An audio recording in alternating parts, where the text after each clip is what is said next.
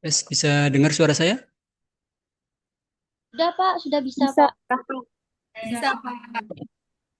Baik, Bismillahirrahmanirrahim. Assalamualaikum warahmatullahi wabarakatuh. Waalaikumsalam warahmatullahi wabarakatuh. Selamat siang semuanya, teman-teman. Selamat siang, Kak. Selamat siang, Pak. Oke, selamat datang di kelas saya. Kita ketemu lagi di sesi yang ketiga atau yang ke 11 ya? 9, 10, 11. Ya, 11 untuk sesi setelah UTS.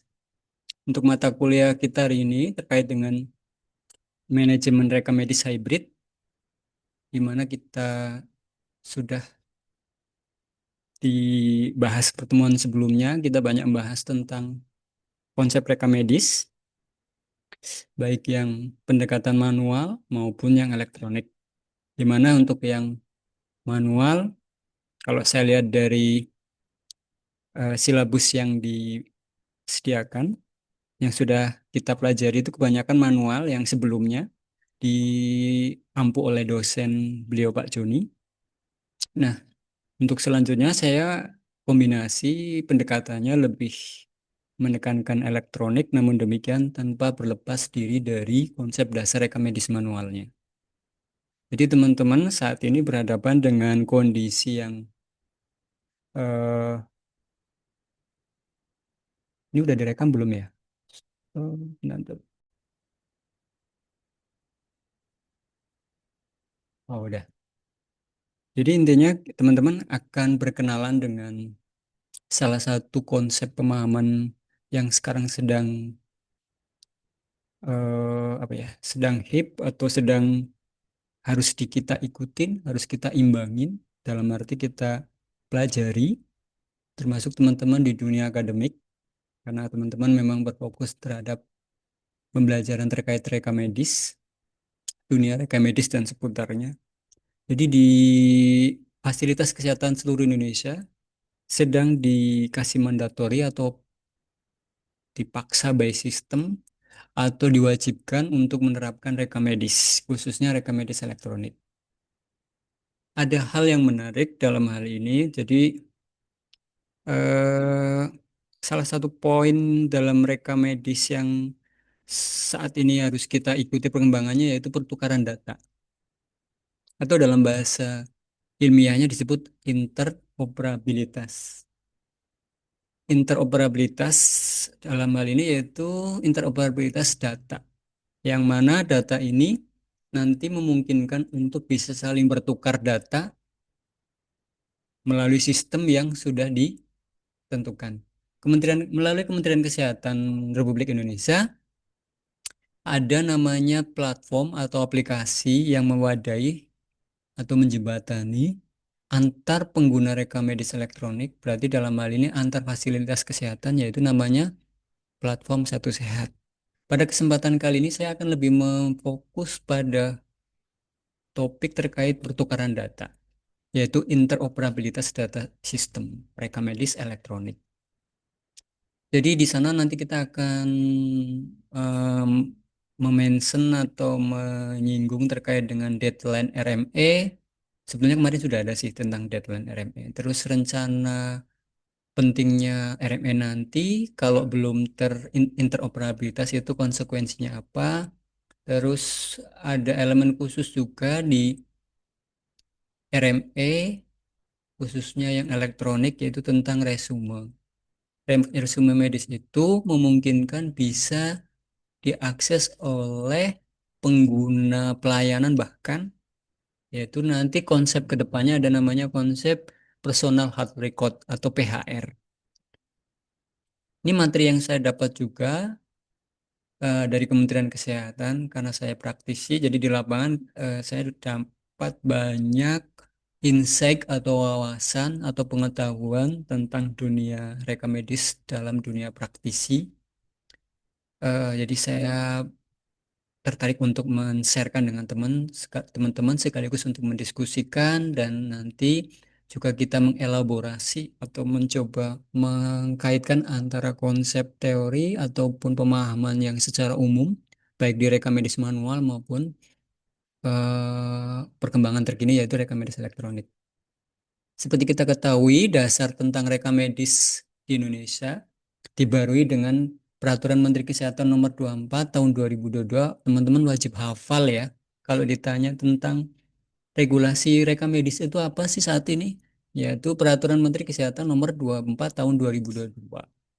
Nah, di dalam PMK ini sangat jelas, yaitu dia mewajibkan atau memandatori di mana setiap fasilitas kesehatan itu wajib menerapkan rekam medis, dalam hal ini rekam medis elektronik bahkan.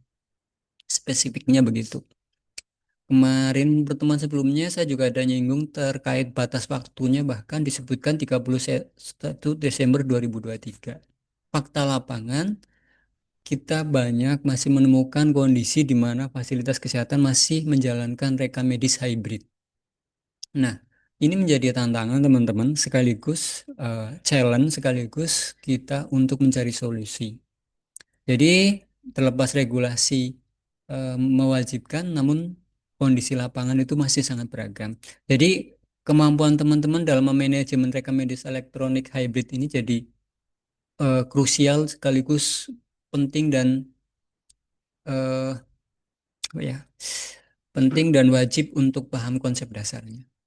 Ada beberapa kasus kayak kemarin sore kebetulan saya habis diskusi di grup salah satu Pormiki di Kalbar. Jadi banyak teman-teman PM PMIK atau kalian atau nanti kelak kalian kan disebut profesinya disebut PMIK, Mereka Medis dan Informasi Kesehatan.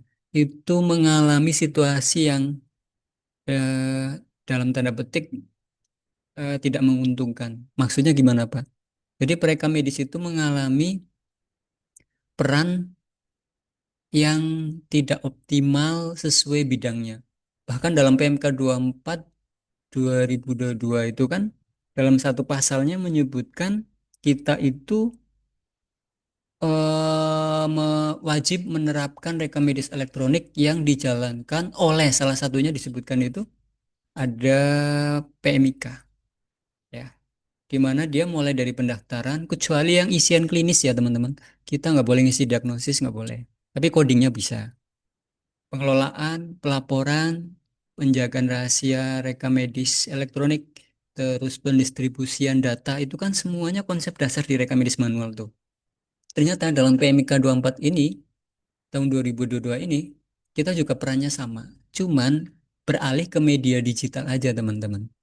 Jadi konsep dasar tentang rekam medis manualnya tetap sama. Kita berperan penting atau bisa dikatakan kita sangat apa ya, sangat berulang kali dimention atau disinggung di dalam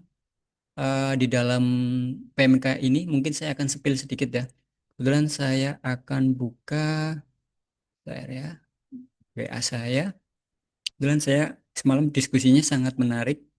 Misalnya, bentar, saya share ulang terkait WA. Nggak apa-apa, ini ada WA saya sih, nggak ada yang.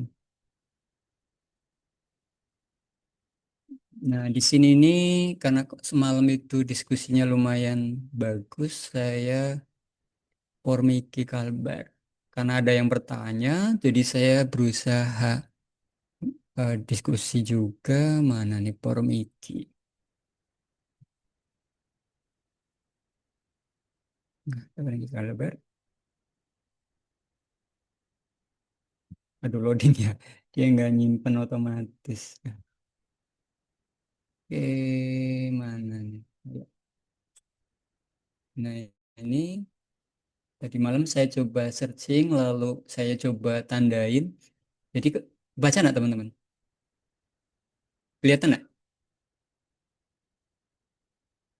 Halo, kelihatan ya? Ya, jadi gini, dalam pasal 13 PMK 24 tahun 2022 yang saya tandain hijau adalah bidang kita teman-teman. Peran mereka medis ya, itu banyak banget di dalam PMK tersebut. Jadi yang hijau-hijau ini adalah peran kita. Ya, kegiatan penyelenggaraan rekam medis elektronik, bahkan disebutkan begitu di dalam PMK 24, paling sedikit terdiri dari registrasi atau pendaftaran. Jadi semua kegiatan di registrasi itu adalah yang diselenggarakan oleh kita. Jadi kalau teman-teman nanti mendapatkan di lapangan, masih banyak, Pak, masih banyak tuh orang yang kerja di loket atau di bagian registrasi itu bukan diisi orang rekam medis. Ya, artinya belum sesuai dalam pasal 13 ayat 1 ini. Ya. Terus yang kedua, yaitu pendistribusian data rekam medis elektronik. Nah, pada kata pendistribusian itu kira-kira perannya bagaimana, teman-teman? Kalau pendistribusian pada saat manual, apakah teman-teman pernah lihat selama PKL? Apa? Jadi, gimana? Setelah rekam medisnya diambil dari rak penyimpanan, lalu digimanain? Dibawa ke poli biasanya Pak. Dikirim ke poli atau ke IGD kalau dia rawat inap, atau ke tempat pendaftaran pasien rawat inap, karena nanti dia adalah pasien lama yang sudah memiliki rekam medis sebelumnya. Jadi pendistribusiannya dalam bentuk fisik, kan gitu ya? Dalam konsep rekam medis manual, jadi tetap dipakai atau diteruskan legasinya atau warisan pekerjaan yang kemudian dalam PMK yang terbaru juga tetap sama, yaitu garis bawahi mendistribusikan. Poin B ya. Nah, dalam konsep rekam medis elektronik, kira-kira teman-teman bisa punya gambaran enggak? Kira-kira bentuknya gimana nih pendistribusian? Kan udah nggak ngirim fisik lagi, Pak. Betul. Jadi, dalam hal ini adalah gimana? Saling terhubung Pak, terkonek SIM RS-nya. Oke, hal lain lagi? Oke, betul. Ada yang mau nambahin lagi? Ketika dia pasien lama lah minimal. Kalau pasien lama kan diambilkan, kalau manual kan kita ambilkan fisiknya. Kalau elektroniknya, ya sama. Gunakan nomor RS. Ya betul, menggunakan nomor RM untuk retrieval tulisannya ya. Mengambil atau mengecek data lamanya. Lalu ketika pasien itu tujuannya ke poli mana, ya kan? Ke poli IGD kah, anak kah, bedah kah, dan sebagainya, dia akan di send atau dikirim ke poli yang dimaksud. Ya, jadi pada saat teman-teman mendaftar pasien A dengan tujuan poli anak, ya otomatis sekaligus mendaftarkan, sekaligus mendistribusikan datanya ya. Kalau dia pasien lama. Nah, udah dapat dua nih peran kita. Terus peran yang selanjutnya adalah C, yaitu informasi klinis. Di sini nggak saya tandain warna hijau, karena memang secara kewenangan ini bukan kewenangan kita. Berarti kalau klinis ini terkait data apa? Ada yang bisa berargumen? Contoh data klinis di rekam medis manual maupun elektronik itu apa aja? Diagnosa mungkin Pak. Diagnosa betul alfatir, apalagi? Kan bukan kita yang isi betul alfatir.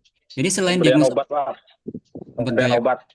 betul obat, terus apa lagi? Medical history, Pak.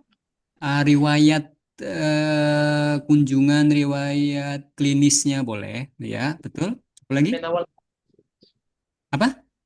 Asesmen awal. Asesmen awal atau penilaian awal yang biasa dikerjakan oleh perawat maupun oleh dokter, ada dua ya, Marley. Jadi asesmen keperawatan sendiri, asesmen medis atau dokter itu sendiri. Ada lagi? Semakin banyak, semakin luas wawasan kalian, baik manual maupun elektronik. Karena konsep dasarnya sama dalam hal perannya. Apalagi? Cukup. Penunjang lain contohnya apa? Nyentri hasil radiologi misal, lab misalnya. Oke. Nah, itu kan isi oleh bidang lain. Jadi bukan wilayah kita ya. Dalam pengisian informasi klinis yang C, maka saya tidak kasih warna hijau. Nah, yang warna hijau selanjutnya yaitu tipe D dalam pasal 13 ayat 1. Di sini sebutkan peran kita atau kita sebagai perekam medis itu menyelenggarakan tentang pengolahan informasi rekam medis elektronik. Ketika manual, kira-kira teman-teman melakukan apa dalam hal pengolahan? Pengalaman kalian PKL pernah merekap data dalam bentuk Excel atau formulir kertas? Ada nggak? Nah, Pak. Nah, Ya, ada. atau pakai buku khusus, jadi nanti misalkan kunjungan poli rawat jalan hari ini ada berapa, ditulis manual ya, Adi dan teman-teman.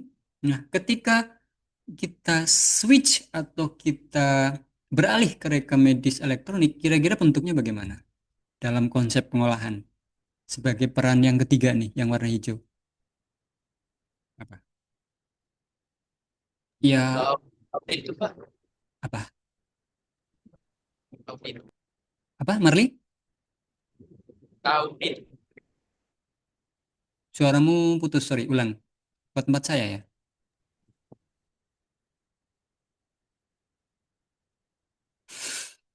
Sorry putus.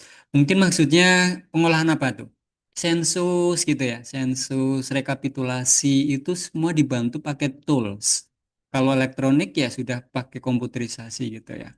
Bisa menggunakan fitur sensus, bisa menggunakan rekapitulasi otomatisasi yang ada di sistem yang dipakai. Itu ketika era elektronik. Bahkan nanti bisa pengolahan lebih lanjut seperti data analis. Dalam hal ini data analis terkait dengan pelayanan kesehatan dan seputarnya. Nah, peran yang ke selanjutnya, yang ke E ini disebutkan di situ penginputan data untuk klaim pembiayaan. Alia, Tisa, Dino pernah bantu klaim di RSD Melawi? Pernah ya? Atau teman-teman yang lain PKL di Paskes lain pernah membantu pengklaiman atau belum? Atau hanya di pendaftaran melulu? Nih, yang poin E. Karena atau masih full kertas? Udah sistem itu, Pak, elektronik. Ya, dalam hal penginputan pengklaiman pembiayaan ini ada beragam kondisi. Kalau tempat saya jujur masih hybrid ya.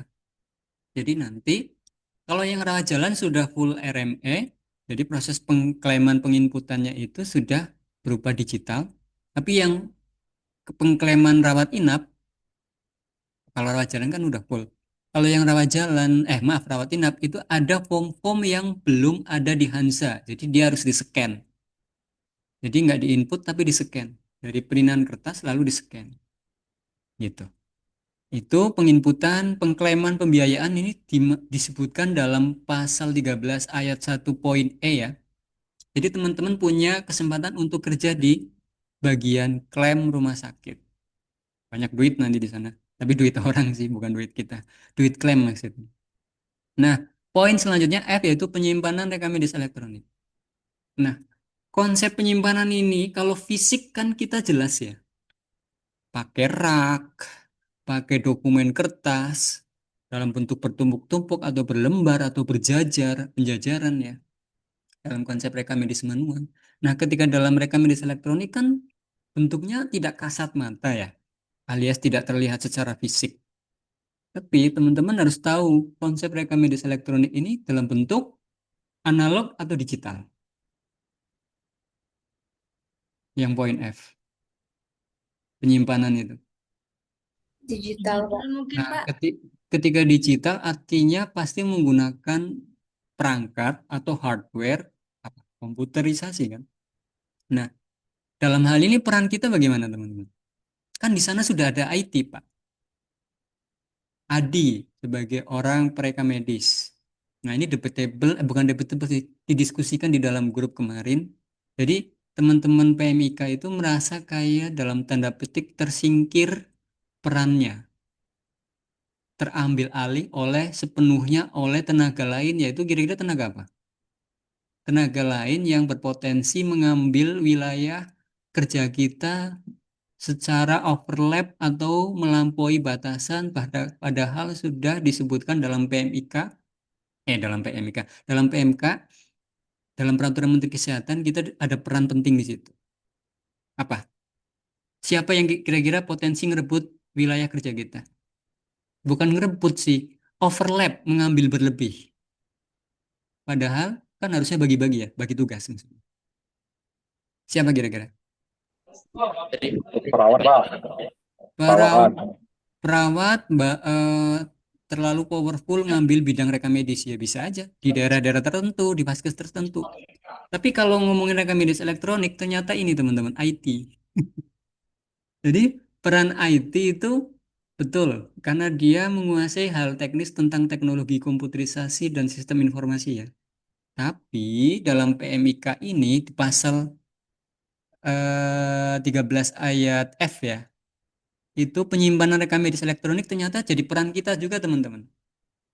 Jadi nanti jangan sampai kondisi penyimpanan rekam medis itu dikuasai atau terlalu overlap digunakan oleh bidang lain. Peran kita harus ada. Jadi Adi dan teman-teman itu harus ikut berkontribusi ya dalam hal penyimpanan. Tidak boleh ada orang yang jadi Superman. Dalam organisasi itu harus punya peran sesuai bidangnya masing-masing, sesuai regulasi, sesuai aturan. Ini kan aturan nih yang sedang kita omongin. Jadi kita pun ikut berperan dalam menyimpan. Tentunya mengetahui disimpan di mana, yang akses siapa saja, batasannya apa aja. Teman-teman harus ikut kontribusi ya. Namun kita juga nggak boleh jadi Superman. Kita harus kolaborasi dengan orang IT atau orang lain. Contohnya tadi Adi bilang perawat tapi yang udah dilatih tentang manajemen rekam medis kan kadang ada tuh di lapangan. Karena nanti di dalam pasal 4 nih yang warna pink, ternyata tenaga kesehatan lain kalau mau berkontribusi dalam rekam medis itu harus yang sudah terlatih ya. Nggak boleh. Kalau tiba-tiba, yang kemarin saya diskusikan ternyata adalah seorang akuntansi. Seorang akuntansi ngelola rekam medis, boleh nggak? Halo, Gesit. Kalau kamu nanti di lapangan harus kalah sama seorang akuntansi gara-gara dia lebih senior, terus peran kamu malah seolah-olah terpinggirkan dalam tanda petik dibandingkan orang lain yang di situ. Kira-kira gimana sikap kalian? Baik rekam medis manual maupun elektronik. Ada yang mau berargumentasi secara elegan, secara ilmiah? Ada yang mau berargumentasi? Masa kalian ngalah-ngalah aja? Walaupun junior, kalau kalian berargumentasinya bagus, ada dasar hukumnya, nanti kalian punya position. Wah, ini anak ini anak berbakat nih. Ini anak punya kemampuan nih. Argumentasi kalian gimana? Ketika menghadapi situasi peran kita terlalu diambil oleh bidang lain. Yo, siapa yang mau berargumen? Izin menjawab, Pak. Silakan. Kalau menurut saya ya kita nggak boleh ngerasa kalau kita tuh tersaingi kayak maksudnya nggak boleh ngerasa putus asa gitu, Pak. Kita harus tetap belajar mendalami yang sedang kita lakukan gitu, Pak. Jadi kita nggak tersaingi, kita tetap bisa maju sama-sama bahkan bisa lebih daripada yang tadi kita ininya apa pesaing kita. Mm. Yap. Oke, kita garis bawahi mungkin kalimat persaingan sebetulnya nggak malah jadi kurang bagus ya. Lebih baik nanti kolaborasi. Cuman ketika fakta lapangan kadang berbalik dari kondisi ideal. Kita seperti dianggurin gitu loh. Oh, anak bawang nih baru kemarin eh, suara kita kurang didengar. Jadi sikap kita ya tetap harus sampaikan baik-baik. Kalian tunjukkan PMK ini bahwa kalian punya peran. Bapak, Ibu izin menyampaikan untuk bidang rekam medis sesuai dalam regulasi yang saya pelajari di kampus maupun yang saya baca, disebutkan bahwasannya terkait dengan penyimpanan rekam medis elektronik, rekam medis ini berperan penting, Bapak. Ya, jadi kami ikut berkontribusi juga dalam penyimpanan. Terlepas, betul tadi kata Gesit, yang lain juga ikut berperan, ya. Bidang lain juga ikut berkontribusi, tapi harus dibagi. Jadi organisasi yang sehat itu distribusi pekerjaannya. Poinnya di situ. Jadi pasal ini nanti teman-teman bisa digunakan untuk jadi bahan argumentasi.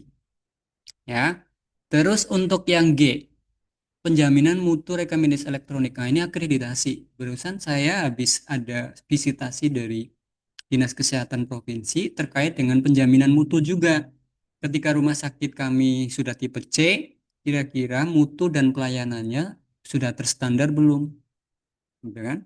Jadi tadi ada kunjungan dari Dinas Kesehatan Provinsi Kalbar ke tempat kami untuk menilai mutunya, kualitasnya, sarana prasarana, penunjangnya, apakah sudah sesuai standar atau belum. Nah, peran rekam medis bagaimana? Yaitu masih sekupnya terkait dengan implementasi data yang salah satunya ada di rekam medis manual maupun elektronik. Karena di lapangan tempat kami pun masih ada yang manual tuh. Kalau yang manual itu tetap masih dijaga, yang elektronik wajib dilaksanakan. Nah, terus kalau yang H ini adalah transfer isi rekam medis elektronik. Kata-kata transfer ini apa bedanya dengan distribusi? Kalau transfer isi berarti ditekankan pada isinya. Dalam hal ini kita akan nanti nyinggung interoperabilitas ya. Interoperabilitas kan pertukaran data. Misalkan rekam medis elektronik kita yang manual kira-kira sudah bisa interoperabilitas dengan Vaskes lain belum? Secara elektronik yang manual.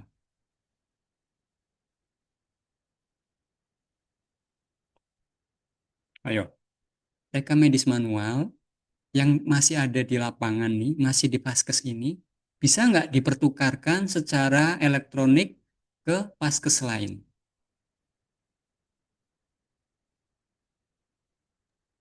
Bisa nggak? Bisa, Pak. Dengan cara?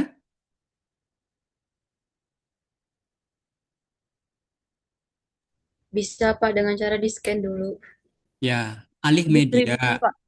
alih media, alih media atau kalian bahasa gampang analoginya ya di scan ya. Pertanyaan selanjutnya, apakah dengan alih media di scan itu sudah standar dalam interoperabilitas sesuai dengan regulasi yang akan kita pelajari ini? Sistem scan kayaknya standar loh, Pak. Yakin? Ragu, Pak. Ragu ya? Enggak, udah enggak boleh gesit. Terlepas bisa, tapi enggak standar. Garis bawahi ya, bisa tapi enggak standar. Makanya pelan-pelan, step by step, dengan kita mempelajari rekam medis hybrid, itu supaya teman-teman bisa menjembatani kondisi yang manual ke elektronik sebenarnya. Terlepas, Tia dan teman-teman itu bisa, tapi nanti nggak standar. Makanya kita dipaksa untuk step by step mengikuti regulasi. Ya. Dalam transfer isi rekam medis elektronik, alih media itu sebetulnya cuma kayak jalan singkat aja di masa transisi. Makanya kalau kebijakan di RSI Melawi, semua rekam medis yang kunjungan saat ini semua dielektronikan, terlepas dia punya rekam medis lamanya. Ya, rekam medis lama itu karena dia masih eksis, tapi dalam bentuk fisik, ya bisa kita alih mediakan atau kita digitalkan dengan cara di scan. Tapi PR-nya banyak, ngabisin tenaga, ngabisin waktu, harus scan lembar per lembar. Kira-kira kalau 11.000 rekam medis kertas mau di scan, siapa yang bisa? Sedangkan kita punya pekerjaan lain, ya kan? Ngabisin tenaga dan Perlu waktu sih, Pak. betul. Dan akhirnya itu bukan jadi solusi yang efektif dan efisien, tapi dia cuma jadi solusi yang sifatnya transisi. Di manajemen hybrid ini yaitu mempelajari kondisi di masa transisi ini jadi penting. Nah, ini yang saya tandain kuning ini adalah yang menegaskan ya, kegiatan penyelenggaraan rekam medis elektronik sebagaimana dimaksud pada ayat 1 adalah huruf A, huruf B, ya, terus diloncati yang L, yang C, D sampai H itu adalah dilakukan oleh perekam medis. Banyak tuh, banyak nggak peran kita? Banyak ya? Banyak banget. Nih, kalau yang tadi Gesit berargumen sebetulnya bukan tersaingi, Pak. Cuman kan dalam kerja yang bagus adalah kolaborasi ya. Nggak boleh juga peran kita dibungkam. Jangan sampai kita jadi kesannya nganggur. Karena akhirnya kita pun jadi apa ya nggak adaptif, nggak adaptasi dengan situasi. Mak- Apa sih namanya? Iyalah nggak adaptasi gitu ya. Padahal pekerjaan kita banyak, peran kita banyak. Nih, dalam ayat 4 pasal 13 dalam hal terdapat keterbatasan tenaga preka medis dan informasi kesehatan pada fasilitas pelayanan kesehatan, kegiatan penyelenggaraan reka medis elektronik sebagaimana dimaksud pada ayat 2, bagi yang oranye ini, yang kuning ini, dapat dilakukan oleh tenaga kesehatan lain yang mendapat pelatihan reka medis dan elektronik. Tapi yang tadi saya mention, apakah akuntansi, seorang akuntan itu tenaga kesehatan lain?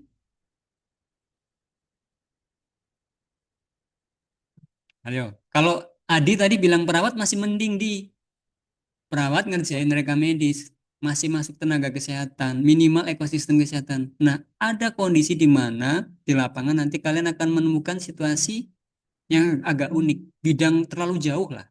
Seorang akuntansi ngerjain bidang reka medis. Ada tuh. Ya, jadi ya sebetulnya itu kondisi awal yang memang sifatnya untuk adaptasi, bisa jadi gitu ya.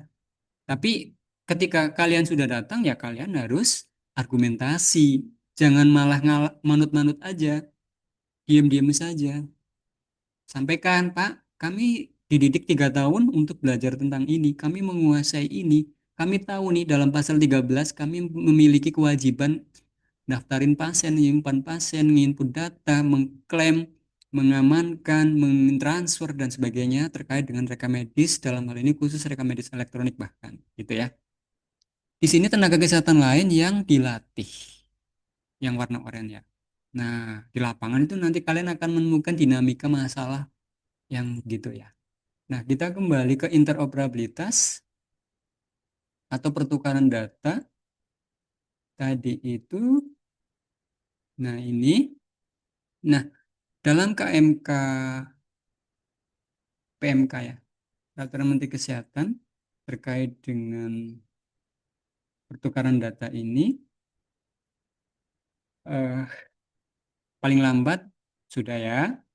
Terus di sini disebutkan yang poin 2, reka medis elektronik terkoneksi dengan aplikasi lain, yaitu Satu Sehat. Artinya pertukaran datanya ketika sudah berbasis sistem, maka reka medis manual otomatis sama sekali tidak bisa, teman-teman.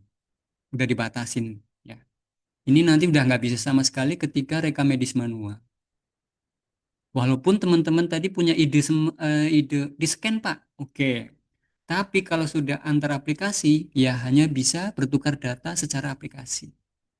Jadi, transfer RMR rujukan melalui Satu Sehat sesuai dengan pasal 24, kalau di dalam PMK, itu ternyata peran kita teman-teman ya, mengirimnya.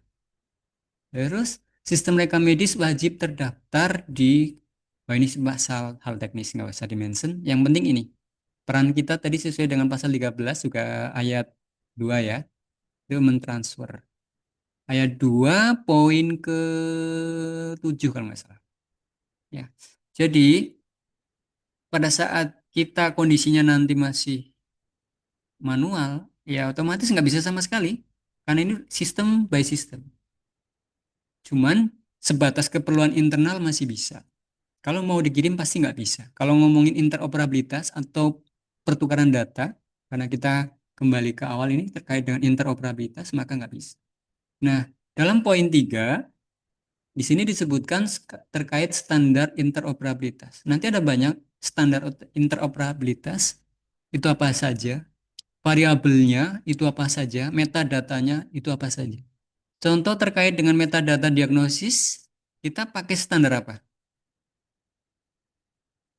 Diagnosis kan kalau orang rekam medis mengolahnya dalam bentuk kode diagnosa atau proses mengcoding, yaitu pakai standar apa untuk coding? ICD. ICD apa untuk apa? ICD-10 untuk kodifikasi dengan ICD-10 untuk apa? kodifikasi penyakit, dengan ICD-9 tindakan medis. Tindakan medis, baik. Nah, itu baru 2. Padahal nanti masih ada banyak terkait dengan variabel metadata. Contohnya kalau penyakitnya sifatnya khusus seperti kanker, ada coding sendiri enggak? Pakai standarnya. ICD apa? Ada yang tahu? Ada yang tahu? Kalau ICD diagnosis kan pakai ICD 10. Untuk tindakan pakai ICD 9 cm.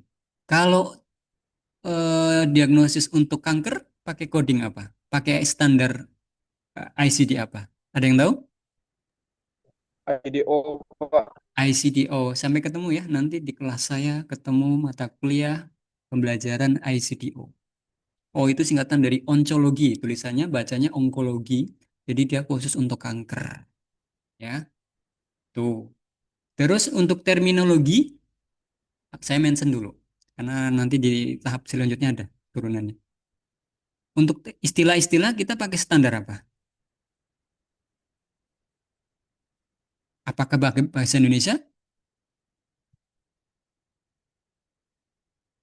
atau bahasa Indonesia yang dialih bahasakan atau diterjemahkan ke dalam bahasa khusus? Bahasa apa?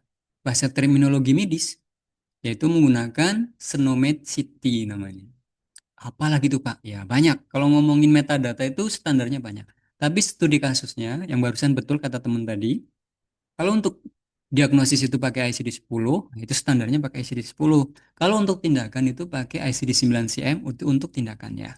Nah, ini baru ngomongin standar data. Jadi pertukar data itu nggak asal bertukar data, ya, tapi harus sama bahasanya, strukturnya harus sama, panduannya harus jelas gitu ya. Ini terkait standarisasi. Sebetulnya kalau teman-teman perhatikan di sini apa aja nih? Snowmed City, ya kan? Itu untuk terminologi. Terus ada lowing, lowing C, lowing C tulisannya ya. Gedein deh Pak. Oke, saya zoom. Teman-teman bingung dulu enggak apa-apa. Apa ini standarisasi lowing? Lowing ini nanti untuk standar terkait dengan layanan laboratorium. Ya. Terus ICD 10 tadi teman kalian sudah ada yang coba menjawab, yaitu ini untuk standarisasi diagnosis. Sedangkan ICD 9 ini untuk tindakan-tindakan di mana pakai kode-kode khusus yang ada kaidah dan aturannya. Itu dalam standar pertukaran data atau interoperabilitas. Nah, makanya ketika nanti kalian mendapati kondisi rekam medisnya masih manual, kira-kira tetap bisa menjalankan standarisasi ini enggak? Walaupun rekam medisnya manual. Untuk interoperabilitas atau pertukaran data, ketika dia masih kondisinya rekam medis manual, masih bisa nggak pakai standarisasi ini? Jawabannya bisa atau tidak bisa? Halo, bisa nggak? Bisa dibilang tidak bisa ya, karena sudah sistem by system.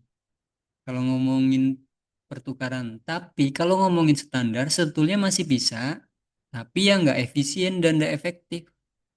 Karena dalam standarisasi diagnosisnya masih ditulis tangan. Tulis tangan itu ya artinya kondisinya masih manual gitu kan. Nah, mau nggak mau kalau tulis tangan itu nanti tidak efisien dalam pengkodingan. Nah, pengkodingan secara elektronik berarti nanti konsepnya sama tapi teknisnya ada perubahan. Ya. Nah, ini poin 3 terkait standar operabilitas. Poin keempat yaitu tentang akses rekam medis. Dalam hal ini oleh Kementerian Kesehatan dalam rangka pengolahan data kesehatan untuk tujuan kebijakan kesehatan atau pembuatan keputusan ya. Sesuai dengan pasal 28 dalam PMK 24. Nah, pada saat rekam medis manual kira-kira Kementerian Kesehatan bisa mengakses enggak rekam medis manual kita?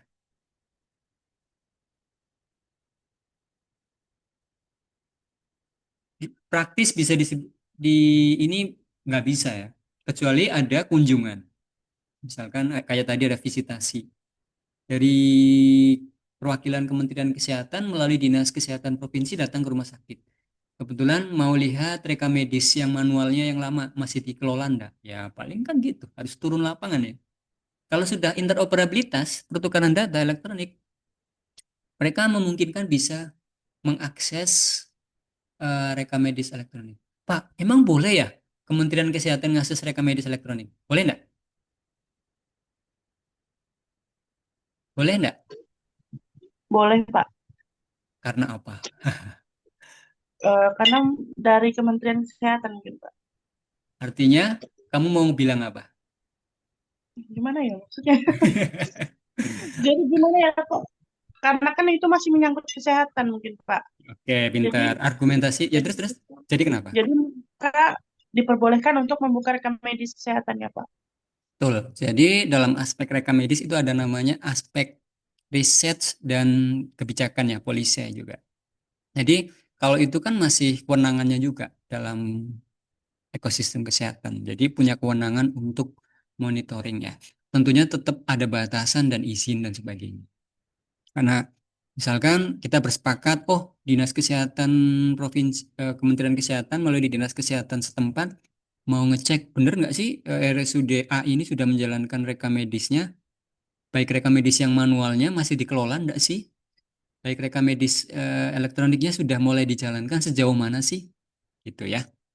Jadi aksesnya pada saat rekam medis manual ya mau nggak mau harus datang fisik ke lapangan. Nah, ketika elektronik tentunya bisa diakses tentunya dengan syarat dan ketentuan melalui Undang-Undang Pelindungan Data Pribadi bahkan.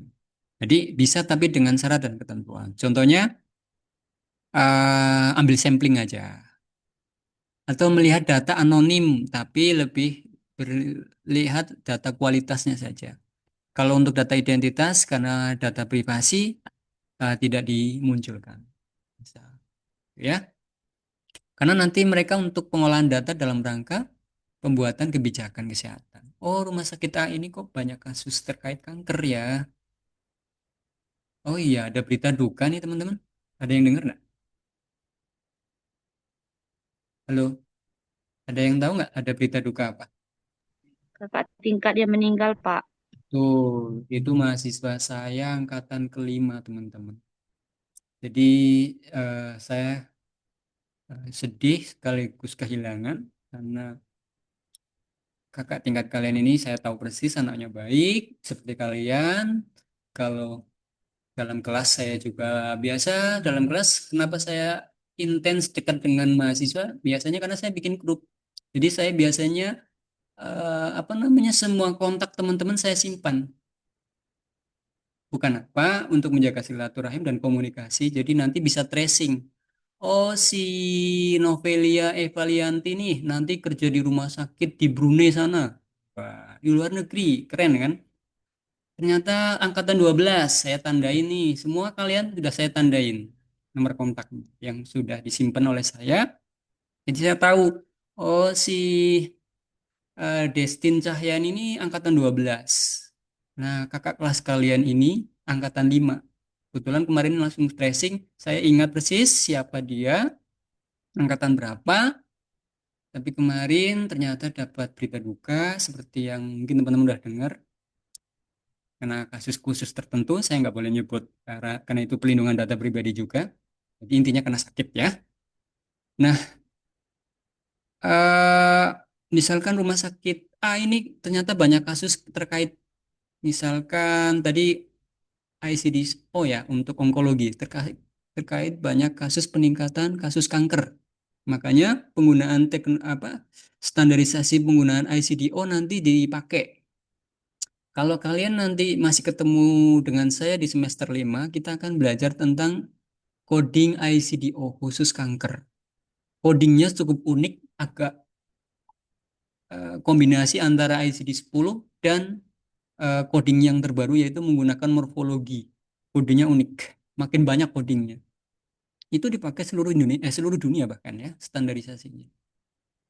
Itu dia terkait dengan poin keempat, selanjutnya poin kelima. Poin kelima ini terkait dengan personal health record atau PHR. Jadi teman-teman pengguna rekam medis nanti memungkinkan untuk bisa mengakses riwayat kunjungannya di masing-masing rekam medis pribadinya yang disebut dengan Satu Sehat Mobile.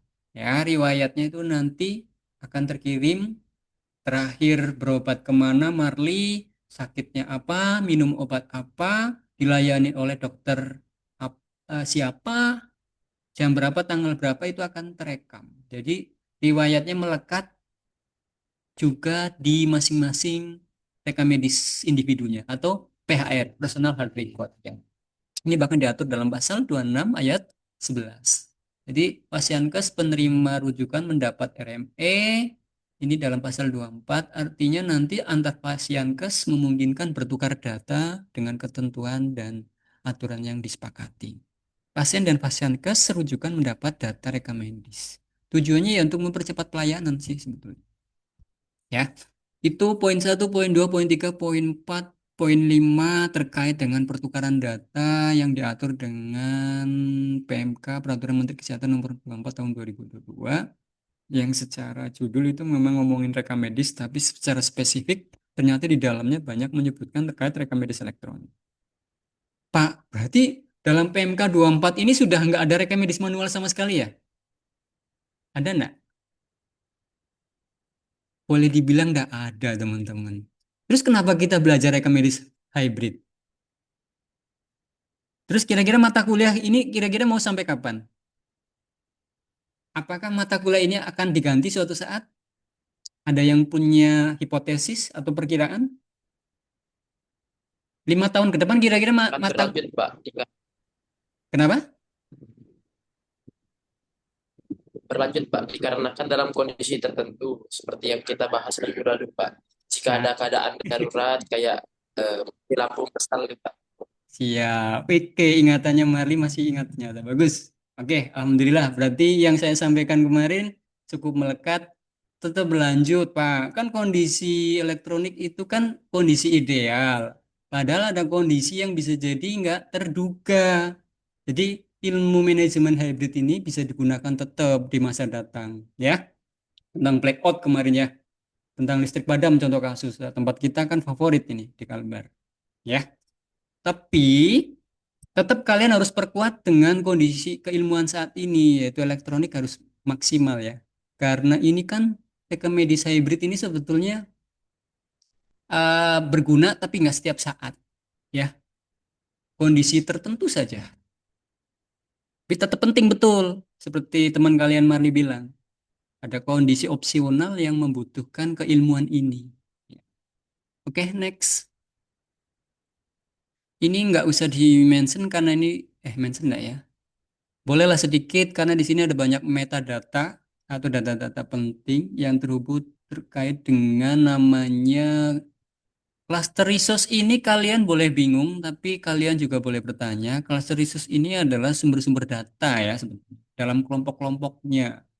Yang mana nanti kalau bertukar data itu akan berupa modul yang saling tergabung atau terkoneksi yang kemudian memungkinkan untuk bertukar secara aturan dalam wadah yang namanya platform Satu Sehat.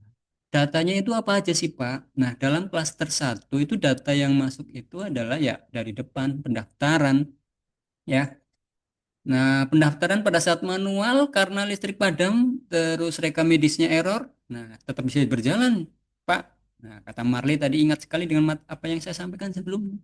Tapi nanti pada saat sistem sudah kembali normal harus di entry ya, mau nggak mau. Tapi kalian kebayang nggak sih kalau downtime, kalau gangguan lalu beralih ke manual terus harus berhari-hari. Misalkan Melawi pernah mengalami banjir besar, Sintang juga pernah mengalami banjir besar, tapi saya mau ambil contoh yang Melawi. Lalu listrik sih nyala teman-teman, tapi internet gangguan. Internetnya gangguan, sistem akhirnya berdampak, yang terutama sistem yang perlu data internet, lalu datanya dialihkan ke manual untuk beberapa waktu. Katakanlah sehari sampai atau 5 hari kerja, anggaplah seminggu. Terus solusinya gimana nih kalau menggunakan manajemen rekam medis hybrid? Ya di entry lagi Pak, kemudian hari dengan kondisi yang ya challenge-nya di situ ya. Ribet ya. Tapi kira-kira kalian ada punya opsi lain nggak? Memindahkan manual ke elektronik, tapi secara cepat. Ada nggak ya? Masalahnya Scan, tulisan scan kan cuma fisik yang dipindahkan menjadi digital, bukan datanya. Ada teknologi satu lagi namanya. Ada yang tahu nggak? Setelah di scan itu ada tahapan namanya. Termasuk penggunaan kecerdasan buatan. Teknologi yang mampu mengenali tulisan tangan. Ada nggak? Apa namanya tuh? AI, Pak. Oke, memang AI. Tapi AI yang seperti apa? Ada yang tahu? Oke, Regina, ada, betul. Tapi AI yang apa? AI kan fungsinya banyak. AI yang spesifik untuk mengenali tulisan tangan. Atau tulisan bukan digital. Apa namanya? Oke, Regina sudah membuka kalimat yang bagus penggunaan AI. AI yang seperti apa? Fungsi spesifik apa? Yang mampu mengenali handwriting, yang mampu mengenali tulisan tangan manusia. Saya yakin di pikiran kalian udah ada Pak saya pernah lihat apa namanya? Recognize, halo, sambil googling juga boleh. Jangan kan? Recognition, Pak. Ya, recognition apa? Recognition kan artinya pengenalan. Nah, saya sudah kasih clue pengenalan tulisan tangan. Pakai teknologi apa namanya? Optical character recognition. Ya, pinter gesit. Itu ya. Bisa bacakan ulang? Optical character recognition. Recognition ya. Jadi teknologi pengenalan karakter tertentu, karakter tulisan ya. Nanti dibantu dengan IE bisa pendekatan pakai deep learning biasanya, computer vision. Nah, itu nanti hasilnya bisa spesifik, mampu menerjemahkan konteks bahkan.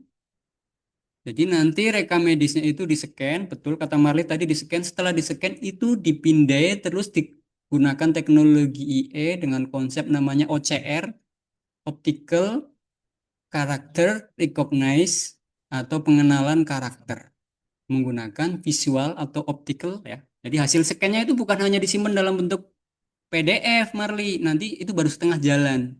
Penggunaan teknologinya memungkinkan dari hasil scan lalu dipindai menjadi data digital. Dari analog ke digital. Itu ya. Oke. Oke, pinter-pinter kelas saya nih. Kalau diajak berkontemplasi, berakar berpikir, silakan bisa menggunakan berbagai sumber, tapi minimal kalau diajak kalian nyambung, ya, bisa berargumen. Saya paling suka kelas yang aktif, diskusi. Bisa jadi saya salah, kalian bisa ngoreksi, atau sebaliknya, karena kita sama-sama belajar. Jadi mungkin saya memancing aja, saya hanya fasilitator supaya kalian terbuka. Oh ada ya Pak penggunaan seperti itu, berbasis kasus. Kira-kira setelah di-scan, kalau hanya disimpan dalam PDF, ya cuma fisik kan, cuma alih media kan. Tapi setelah penggunaan OCR, Optical Character Recognize, bisa beralih ke soft copy yang bisa dimasukkan ke RME. Keren nggak kalau kayak gitu? Manajemen, rekam medis, hybrid. Ada masalah, solusi. Ada tantangan, ada usaha, solusi. Oke ya. Di-scan, betul. Tapi kan kalau cuma scan aja setengah ya. Ya, cuma tidak ada kertas, tapi datanya nggak otomatis terpindahkan ke dalam bentuk RME. Pembelajaran IE mungkin saya akan tambahkan masukan di perangkat lunaknya nantilah untuk bentuk konkretnya. Sedangkan di mata kuliah manajemen rekam medis hybrid ini lebih ke konsep, karena supaya teman-teman bisa berpikir bagaimana ke transisi dari manual ke elektronik. Itu kan masalah-masalah yang ada di lapangan. Nah, ini klaster sasaran ya, diagnosis. Nah, ini data-data yang ada di rekam medis, baik manual maupun elektronik. Tapi dalam konsep integrasi ya idealnya harus dalam bentuk elektronik. Bisa nggak bisa harus bisa. dengan berbagai cara tadi. Kalaupun kemudian nanti harus alih media, harus ada metode selanjutnya ya. Terus prosedur medis, ini juga termasuk data-data yang ada di rekam medis, tanda-tanda vital, diet ini berarti gizi ya, terkait dengan gizi. Terus yang klaster 3 itu terkait dengan obat, dispensing obat itu aturan minum, aturan mengkonsumsi obat. Klaster keempat atau kelompok keempat yaitu data laboratorium, jelas ya, terkait dengan data laboratorium. Klaster kelima itu terkait dengan kondisi spesifik seperti alergi. Apa itu alergi? Ada yang alergi keramaian. Di kelas saya ada yang introvert atau yang mengklaim dirinya saya introvert, Pak. Saya paling sukar berargumen, Pak. Kalau Bapak nanya berpendapat, saya pengennya japri aja, Pak. Nggak mau di kelas. Nggak apa-apa. Kalaupun mau japri, saya fasilitasi. Setiap yang bertanya, bagi saya itu apresiasi. Karena bertanya itu adalah bagian dari pembelajaran. Ya, jangan sungkan bertanya. Baik live maupun sekiranya mau japri, mungkin saya bisa jadi nggak bisa menjawab langsung, kalaupun dan mungkin nanti kesempatannya misalkan besok saya balas enggak apa-apa. Yang penting dalam konteks pembelajaran ya. Karena saya sebagai fasilitator kalian untuk mempelajari ilmu rekam medis. Klaster keenam itu alergi, kondisi fisik, kondisi fisik lain ya khususnya. Terus apa nih? Kondisi meninggalkan, cara keluar rumah sakit. Cara keluar rumah sakit apa aja menurut pemahaman kalian? Data terkait pasien yang keluar rumah sakit itu keadaannya apa saja? Saya kasih contoh satu, hidup. Ada nggak pasien yang keluar rumah sakit hidup? Ada Pak, Ada, banyak. Terus yang kedua, sembuh, sembuh berarti hidup juga ya? Ya, artinya kondisinya perbaikan. Terus yang ketiga, meninggal, Meninggal. meninggal pasti. Karena tadi ada yang hidup, ada yang meninggal. Selainnya, dirujuk, dirujuk. Artinya dikirim ke fasilitas kesehatan lain. Ada lagi? Rawat jalan, Pak. Ambulatori atau dia nanti disuruh untuk rawat jalan, kontrol ulang.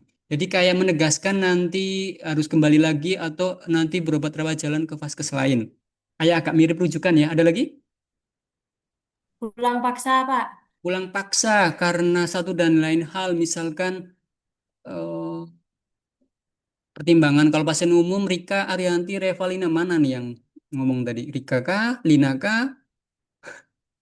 Yang kerudung nggak tadi? Reva, Pak. Reva, Pak. Yang Oke. berjilbab, Reva, Pak. Siap, siap. Reva, yang pulang paksa itu biasanya karena alasan apa? Ada yang tahu? Reva? Disebabkan karena apa? Mungkin karena biaya, Pak. Betul, salah satunya karena pertimbangan biaya. Kebetulan pasiennya pakai pembiayaan umum, jadi dia udahlah, kayaknya nanti takut apa? Tagihannya membengkak gitu ya. Ini hari ketiga aja udah 10 juta. Hari keempat bisa jadi 15 dan seterusnya. Jadi mending udahlah dirawat di rumah saja. Tapi dokter nggak izinin nih.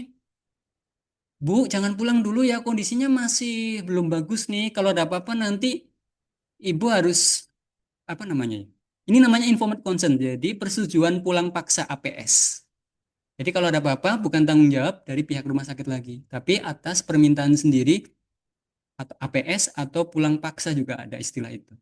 6. 7 ada lagi enggak? Dari sembuh, meninggal, rujuk, pulang paksa, eh, banyak tadi ya. Yang ketujuh apa? memburuk, Pak.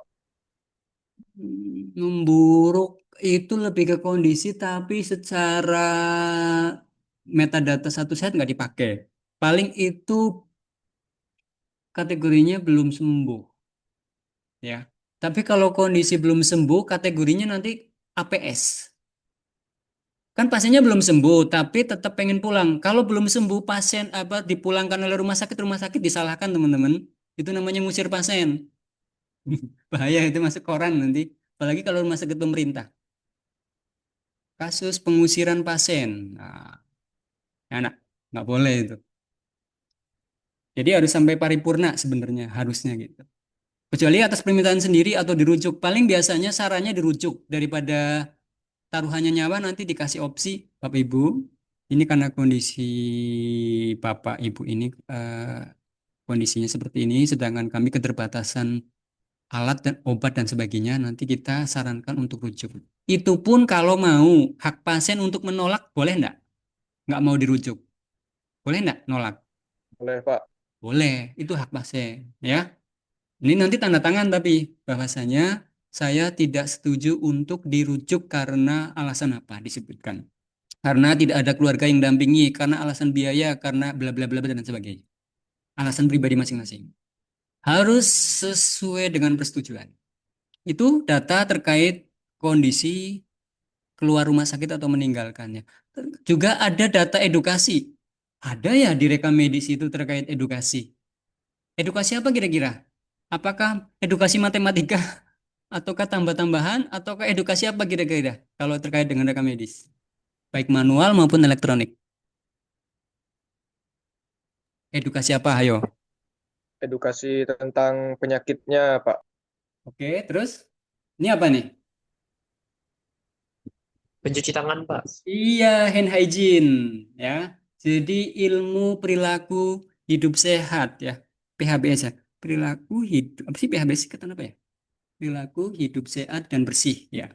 PHBS, cara hidup sehat. Salah satunya ilmu tentang cuci tangan yang benar. Ya.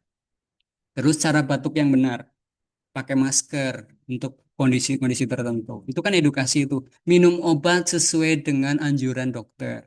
Apalagi makan makanan yang sesuai dengan kondisinya. Kalau kaitannya dengan pencernaan, bisa jadi dokter sementara waktu melarang jangan minum kopi dulu, ya kan? Sedangkan Pak Noto sedang ngopi. Kalian sambil minum boleh. Saya minum dulu ya. Nah, edukasi itu banyak hal, termasuk edukasi apa lagi ya? Pokoknya ya edukasi terkait kesehatan. Kon- Tentang apa, Marli? Kontrol ulang, Pak. Itu kan diedukasi, Pak. Yes. Jika ada Jadi, keluhan, kita datang ke dokter. ya. Jadi itu supaya sikap si pasien itu disiplin dalam hal terapinya. Kalau kondisi penyakit tertentu kan itu harus kontrol berlanjut tuh. Minum obat TB harus kontrol bulanan, ya. Contohnya. Betul. Jadi teman-teman sudah ada insight, ada wawasan. Dengan saya challenge tanya, teman-teman bisa menjawab. Itu artinya teman-teman punya gambaran. Oke, klaster ke-6, klaster kelima ini ada RTL. Ya sama ya. Rawat, apa namanya? RTL ini rencana tindak lanjut, maaf. Rencana tindak lanjut terkait dengan pelayanannya, yaitu tadi kontrol. Ya, nyambung dengan topik yang barusan Marli sebut. Rencana tindak lanjut setelah pulang mau ngapain, Pak? Kalau kalian habis dirawat terus pulang mau ngapain? Istirahat cukup, makan makanan yang sehat, olahraga rutin. Kalian sering olahraga apa? Ada yang suka berenang, ada yang suka main bola, futsal, jogging, dan sebagainya. Tentunya itu sebagai PHBS, perilaku hidup sehat dan bersih. Hidup sehat, tidur cukup, jangan suka ngembun, dan sebagainya. Nah, itu adalah informasi-informasi juga yang disimpan di rekam medis ya. Termasuk edukasi dan rencana tindak lanjut atau kontrol tadi. Masih ada relevansinya. Klaster ke-6, data di rekam medis manual maupun elektronik ternyata masih sama ya. Baik dalam hal ini klaster 6 terkait dengan radiologi dan observasi lainnya. Cukup jelas kan?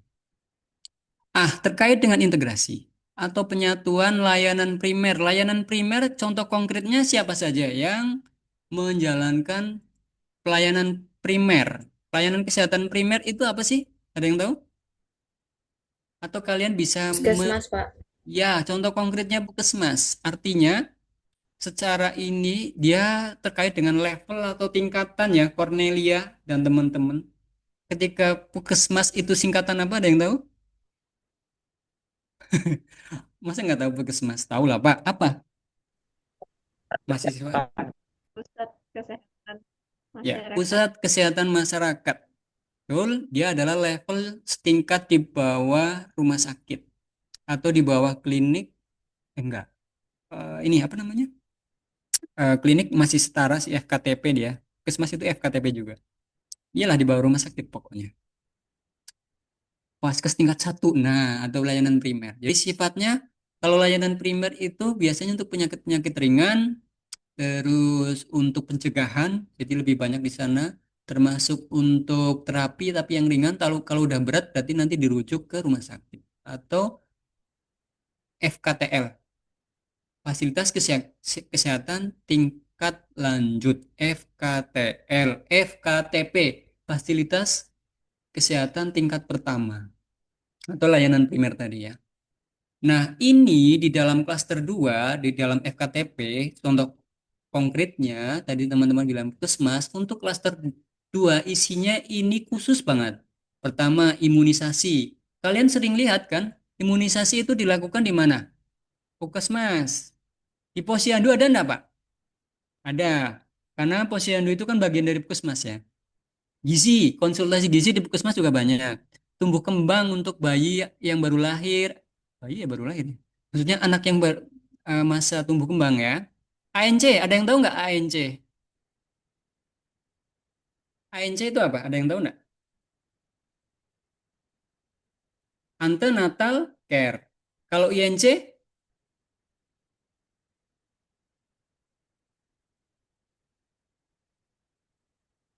ada yang tahu nggak INC?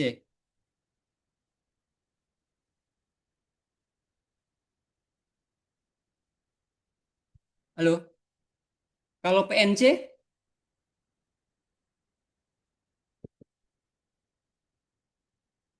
ANC kan ante sebelum INC in. Masa PNC, perinatal care. Antenatal care, eh, apa ini? Masa persalinan, Mitra. apa namanya? Kelahiran, care. Jadi pelayanan pada saat melahirkan, baru lahir gitu. Terus Natal kan lahir artinya ya, neonatal, bayi baru lahir. Perinatal jadi terkait pasca persalinan, pasca pasca dilahirkan. Jadi bayi baru lahir itu di perawatan bayi baru lahir. Perawatan masa kelahiran. Kalau ini perawatan sebelum kelahiran. Jadi ibunya itu sebelum melahirkan sering dikontrol nih. Kapan bayi sudah mulai tampak bentuknya? Kalau hasil USG itu trimester berapa sih? Ada yang tahu nggak? Ada yang punya teman bidan? Atau kalian bisa jadi baca informasi di mana gitu? Antenatal care ada codingnya nggak Pak? Ada. Kode Z nih nanti. Ya. Jadi intinya ini yang sebelum, ini pada saat, ini setelah. Jadi ANC, INC, PNC ini terkait dengan perawatan bayi. Nah, data lainnya di Puskesmas itu ada neonatus, jadi bayi baru lahir. Tapi umumnya yang sehat ya, kalau bayi baru lahir terus ada masalah pasti dirujuk ke rumah sakit. Ya. Terus SHK ini terkait dengan ini apa namanya? Kok saya lupa ya. Bayi baru lahir dilakukan SHK. Kok jadi lupa saya. Bayi baru ada di RME itu. Bukan surat ini. Jadi dia kayak, sorry ya saya lupa nih.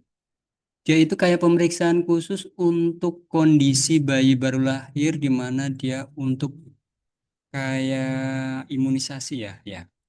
Nanti saya ketemu loading. Terus kondisi lain itu namanya bayi dan balita MTBS. Ini biasanya terkait dengan berat badan ya. Masa tumbuh bayi sehat. Ya, ada kaitannya dengan tumbuh kembang sih. Biasanya dilakukan di puskesmas juga atau di FKTP atau di layanan primer. Terus oh ya, anak kalian waktu sekolah di jenjang SMA, SMP pernah dikunjungi oleh tenaga kesehatan enggak? Dari puskesmas. Cara sikat gigi. Pernah? Pernah, Pak. Nah, ya, karena saya dulu waktu kuliah di Sarjana Kesehatan Masyarakat, salah satunya itu saya kunjungan di salah satu SD di Sintang kalau nggak salah ya. Di mana saya lupa ya. Asik gitu. Jadi kita ngajarin anak-anak SD untuk perilaku hidup bersih dan sehat. Salah satunya cara menyikat gigi yang benar. Gitu ya. Nah ini wilayah-wilayah. Oh berarti kegiatan itu masuk RME ya Pak? Iya. Makanya diintegrasikan dalam layanan primer atau biasanya di puskesmas ya. Nah, ini kalau yang SMA atau SMP yang masa puber pernah ada yang perilaku remaja, kesehatan remaja, pencegahan seks bebas, terus Sering, Pak. ada kan? Terus penyakit menular, narkoba. Nah, usia remaja itu kan masa-masa yang perlu banyak pembelajaran supaya jangan sampai apa salah atau terjumus hal-hal yang tidak baik ya. Penyalahgunaan, perilaku seks bebas dan sebagainya. Itu ya. Nah, klaster 3 di dalam layanan primer ini usia produktif dan lansia. Ini biasanya untuk mbah-mbah dan kakek kita ya. Kan ada layanan apa namanya? Ya lansia. Prolanis lanjut usia kalau di puskesmas. Kalau di rumah sakit ada namanya ini gerontologi. Jadi ilmu yang mempelajari tentang kesehatan orang pasien-pasien lanjut usia maaf. Klaster keempat penyakit menular.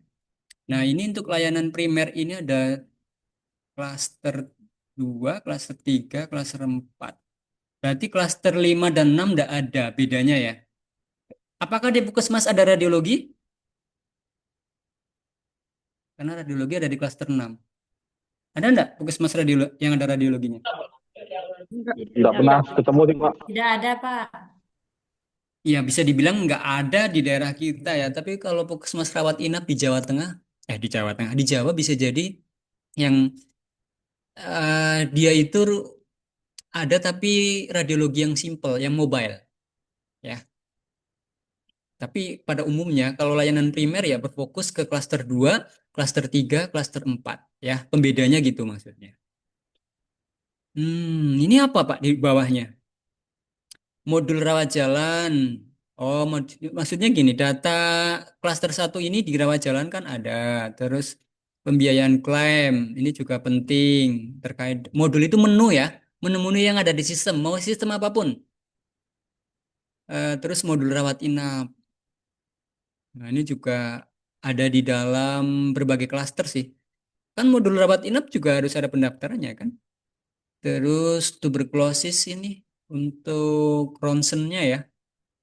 Terus modul ini menu terkait AKI dan AKB, angka kelahiran ibu, angka kematian ibu dan angka kematian bayi. Kan bisa juga dilihat dari rekam medis. Terus modul apa nih? Yang paling bawah ini TB. Ini terkait dengan tuberkulosis juga, SO-nya saya lupa. Terus modul IGD berarti terkait dengan data-data rekam medis di IGD. Ini terkait dengan laboratorium nih. Ya, SARI ini singkatan sistem apa ya? Saya lupa.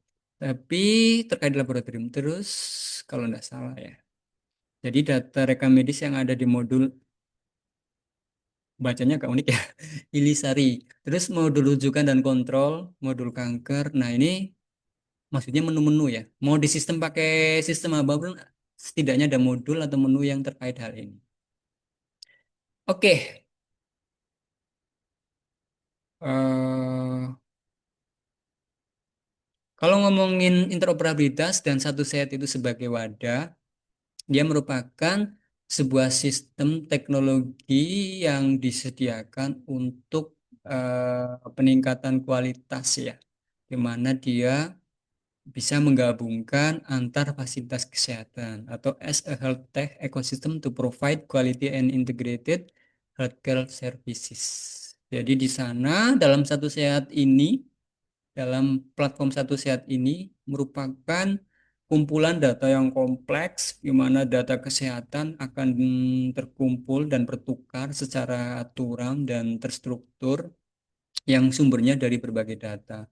Di mana di sini ada namanya istilah satu sehat data, terus satu sehat medical record, satu sehat mobile, logistik ini biasanya terkait dengan sarana, termasuk obat-obatan.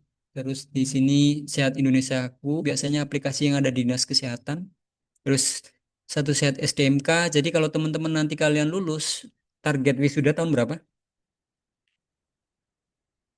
2027, Pak. 2007 kalian sudah menjadi ahli media kesehatan ya, kalau nggak salah. Sekarang masih AMDKes kan? Nah, nanti datanya setelah lulus masuk ke sini nih, ke satu sehat juga. Jadi misalkan Cornelia Tia AMDKes dengan nomor praktisioner, nah nomor berapa? Masing-masing punya kode khusus sebagai sumber daya manusia kesehatan SDMK yang tersimpan di dalam satu sehat. Nah, platform satu sehat ini kompleks banget ternyata ya. Dari isi rekam medis, dari data-data kesehatan lainnya, dari berbagai sektor menjadi satu tempat yang disebut platform satu sehat. Jadi peran kita khususnya terkait dengan rekam medis juga ter apa namanya, terhubung juga dengan platform satu sehat ini sebagai wadah. Ini gambaran kalau kompleksitas dalam pemrosesan data dalam satu sehat itu sangat kompleks. Jadi dasar pemrosesan dan pelindungan data satu sehat. Di sini ada yang mau komen enggak dari alur ini? Ada yang mau bertanya enggak? Jadi setiap tahap pemrosesan data pribadi, data si pasien ini wajib memiliki dasar pemrosesan.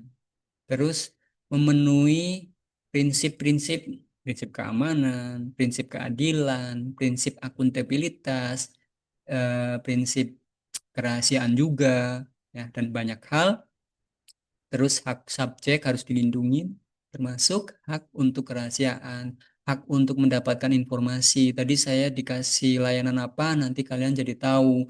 Makanya resume medis pasien elektronik itu kan hak pasien ya. Itu, nah pada saat manual juga setelah perawatan inap ya, khususnya perawat apa pelayanan rawat inap itu dikasih resume kan, lembar rekam medis khusus untuk resume selama dirawat berapa hari. Terus kewajiban juga ada di sana, karena setelah kewajiban kan ada hak ya. Atau hak dulu atau kewajiban dulu nih? Tergantung ya posisinya di mana. Jadi kewajiban untuk pengendalian data dalam hal ini ya lebih ke para penyedia layanan sih. Jadi datanya itu harus dikendalikan, harus di manage ya. Khusus rekam medis elektronik ya. Manual juga tetap karena nanti ada mekanisme yang perlu diterapkan. Tapi di sini ada pelindungan teknis operasional ini maksudnya gimana? Ah, ini penggunaan teknologi IT ya. Nanti menggunakan konsep seperti apa teknisnya. Sistem komputasi awan atau cloud, di data disimpan tidak onset, tidak ada di fisiknya, fisik secara alatnya, tapi di suatu tempat khusus atau cloud. Kalian pasti semua punya cloud minimal ya yang gratisan ya, Google Cloud itu atau Google Drive yang gratisan 15 giga. Itu kan salah satu bentuk contoh konsep dari komputasi awan atau cloud. Nah, platform satu sehat ini ternyata memiliki keterhubungan dengan berbagai hal. Contohnya ketika ngomongin platform satu sehat sebagai salah satu ekosistem yang mewadahi data dari fasilitas kesehatan, di mana di dalamnya ada salah satunya yaitu rekam medis elektronik, itu ada yang namanya proses transfer data ya. Jadi dalam transfer data ini tentunya dilindungi dengan berbagai aspek legal, di legal obligation atau dasar-dasar hukum, di mana contohnya Undang-Undang 17 tahun 2023 itu berkaitan dengan kesehatan, terus peraturan pemerintah nomor 46 2014 tentang Sistem Informasi Kesehatan atau SIK, dan PMK 24 tahun 2022. Isinya apa? Halo, masih masih fokus? Isinya apa nih? Yang nomor 3? Isinya apa nih? Dah, saya kasih kuning tuh. Peraturan Menteri Kesehatan nomor 24 tahun 2022. Dari tadi udah saya singgung. Apa ini isinya? Harus wajib ada RME. Salah satu poin di dalamnya itu, tapi tentangnya ya tentang rekam medis ya. Poinnya PMK 24 tahun 2022 itu tentang rekam medis. Sub pembahasannya salah satunya terkait implementasi rekam medis elektronik. Di mana dalam hal transfer data itu diatur dalam legal obligation.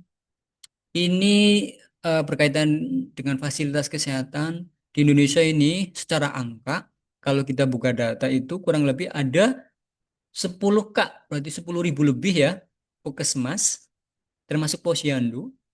Terus ada 11.000 K, ini bacanya K berarti ribu ya, 11.000 klinik, oke, 5 K praktek mandiri, berarti dokter dokter apa tempat praktek mandiri dokter, tempat praktek mandiri dokter gigi, tempat praktek mandiri bidan, termasuk tempat praktek mandiri perawat ya, mantri lah ya bahasa gampang kita. Terus ada 30 ribuan lebih apotik, ada 1,4 juta ya. Iya nggak sih bacanya ini? 1,4 K. Itu gimana nih? Enggak ya? Ribu, Pak. Ribu ya, 14. Berarti berapa nih bacanya? 1,4 K ribu kan 1,4 laboratorium? ribu, Pak. Ya. Berarti ini sama ini banyak mana? Sama atasnya. Atasnya lah ya. Ini kan 1,4. Atasnya, Pak. Betul. Nah, kalau rumah sakit ini ada berapa? 3 ribuan. 3.000. Iya ya, secara angka itu menjadi target fasilitas kesehatan untuk diwajibkan mentransfer data ke platform Satu Sehat. Nah, intinya ini adalah fasilitas-fasilitas kesehatan yang selama ini tempat teman-teman PKL yaitu puskesmas setidaknya sama rumah sakit. Ada nggak yang PKL di klinik ya? Sejauh ini kayaknya nggak ada deh. Banyak kan Enggak. puskesmas, rumah sakit gitu ya. Coba ada yang Rumah sakit. PKL di klinik. Cuman mungkin susah perizinannya. Terus kenapa di RSUD tempat Bapak bisa menerima PKL? Ada yang tahu nggak? Karena apa? Karena dapat noto? Enggak. Karena Sudah apa? ada MOU Pak kerja. Ya, MOU, Master of Understanding, atau nota kesepahaman untuk bekerja sama antara pihak kampus Setikara dengan RSUD Kabupaten Melawi untuk saling kolaborasi dalam kontribusi pendidikan. Jadi kami peran pengabdian ke masyarakat selain melayani kesehatan pasien juga memberi wadah untuk sivitas akademik termasuk mahasiswa Marley, Christian, Pasca, Delon, dan teman-teman untuk bisa ikut belajar di tempat kami seperti apa dunia ekosistem kesehatan dalam hal ini khusus rekam medis. Ada tuh klausul dalam MOU-nya. Banyak tanda tanganin kerjasama 5 tahun nanti bisa diperbarui di kemudian hari ya. Gitu. Nah, biasanya ada rumah sakit atau klinik atau yang puskesmas yang belum bisa nerima PKL ya karena belum ada kesepakatan. Tinggal dibuka aja. Yang dari Putus Ibu kemarin siapa saja ya? Halo, ada yang dari Putus Belum Ibu? dibuka, Pak. Putus Hadir, Ibu Pak. belum dibuka. Belum dibuka, betul. Kemarin saya di WA oleh direkturnya. Kebetulan direkturnya dulu adalah atasan saya. Beliau dulu atasan saya di RSUD Melawi. Beliau sempat WA saya sih. Pak Noto, untuk kerjasama supaya kami bisa nerima PKL dari mahasiswa tempat Pak Noto gimana ya gitu kan. Sempat saya hubungkan sih dengan Bu Aida kalau nggak salah. Iya, dengan Bu Aida. Supaya nanti memungkinkan teman-teman bisa PKL di sana. Kalau yang dari Putus Ibo, semoga nanti sudah bisa kapan mungkin ke depannya PKL di RSUD Ahmad Diponegoro Putus Ibo ya. Iya, tuh. Iya. Ya, ya, semoga terrealisasi. Jadi nanti di sana juga pakai Hanza. Jadi ekosistemnya sama yang saya ajarkan. Tapi konsep-konsep dasar rekam medisnya kan bisa kita pelajari menggunakan aplikasi apapun. Dalam skema dasar pemrosesan dan pelindungan data sehat kembali ke materi ini, platform Satu Sehat itu terhubung dengan berbagai topik atau hal atau konsep. Di sini ada ini tadi transfer data ya.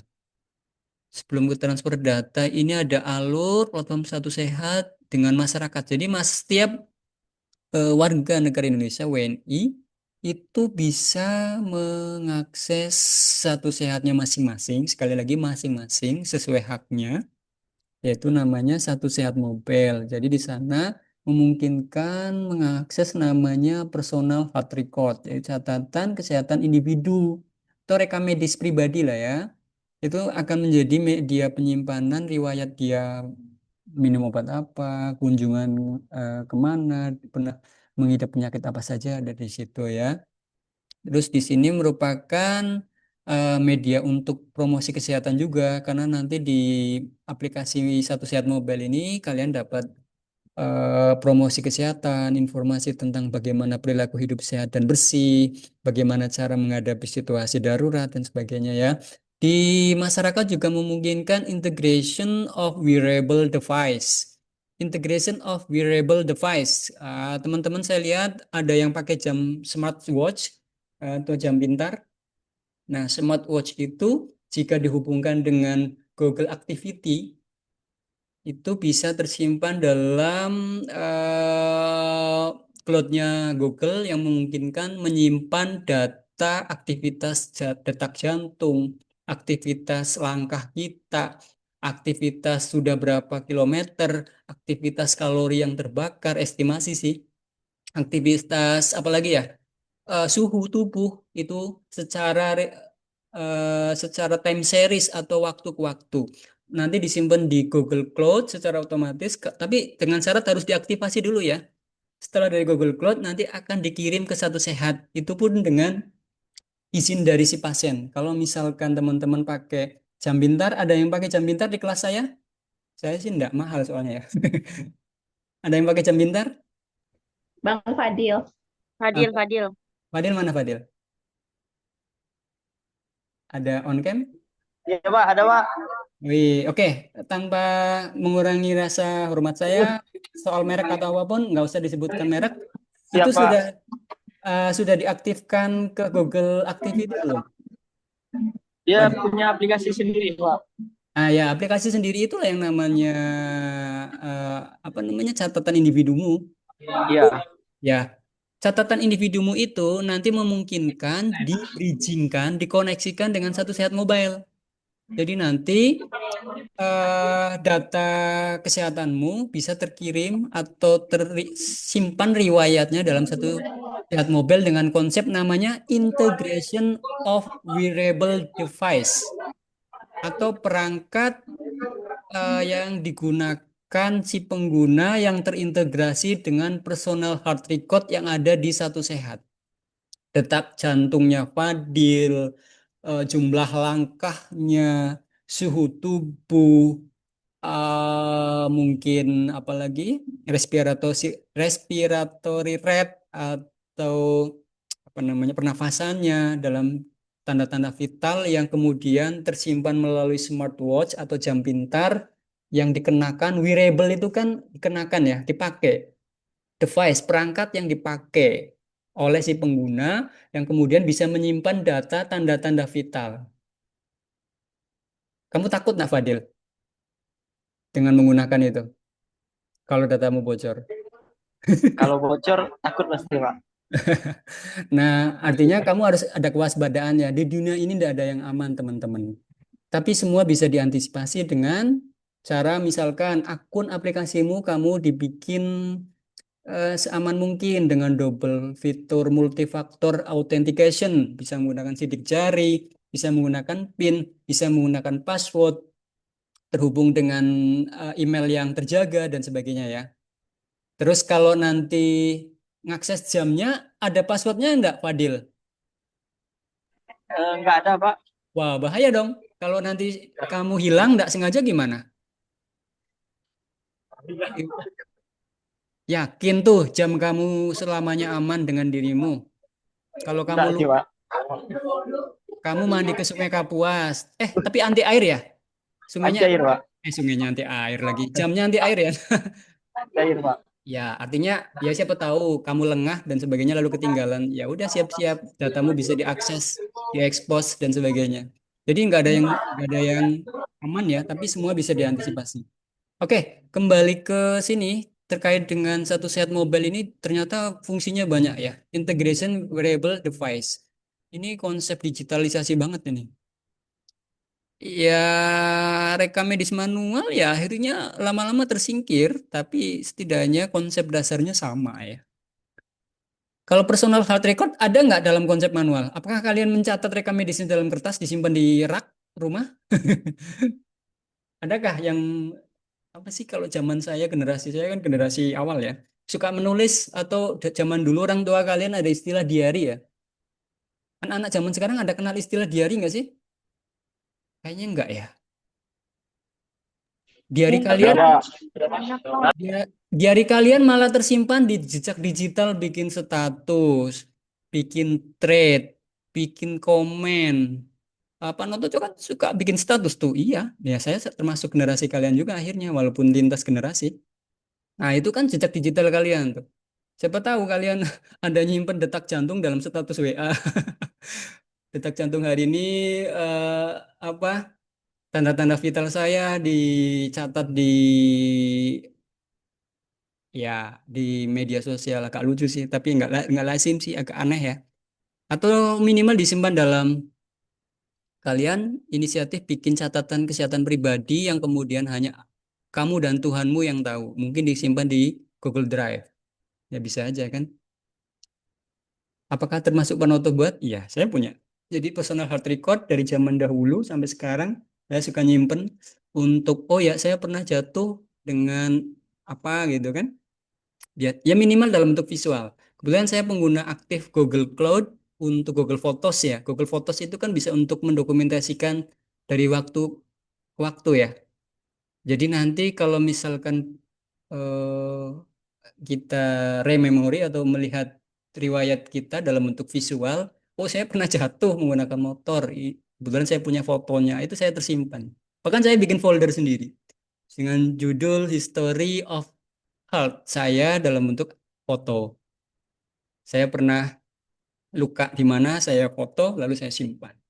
Jadi saya memang antusias sekali dengan bidang health record atau catatan kesehatan mulai dari diri sendiri. Terus terkait masyarakat ini saya pikir cukup ya. Personal health record sebagai salah satu sumber data terkait dengan rekam medis. Lalu dia akan di sini oh ya penampilan data dalam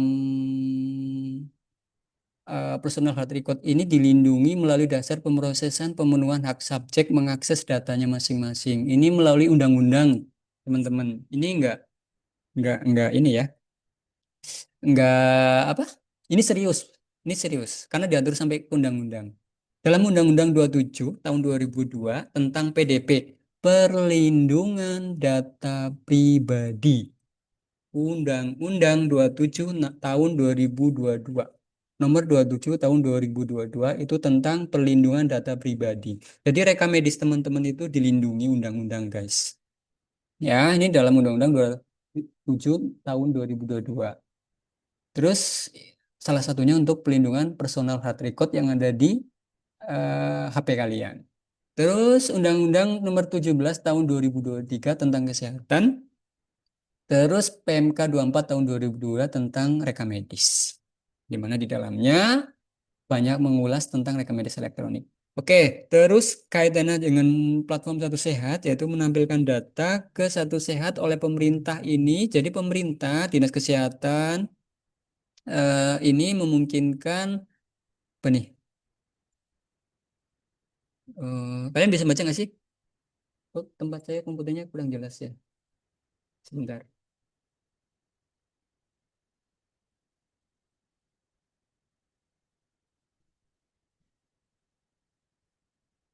Tulisannya kecil banget di tempat saya. Kebaca enggak ini teman-teman? Oh, membantu pemerintah dalam menentukan kebijakan. Ya, pembuatan kebijakannya. Jadi, pembuatan kebijakan berbasis data. Evidence based policy. Kebijakan berbasis bukti. Atau evidence based policy.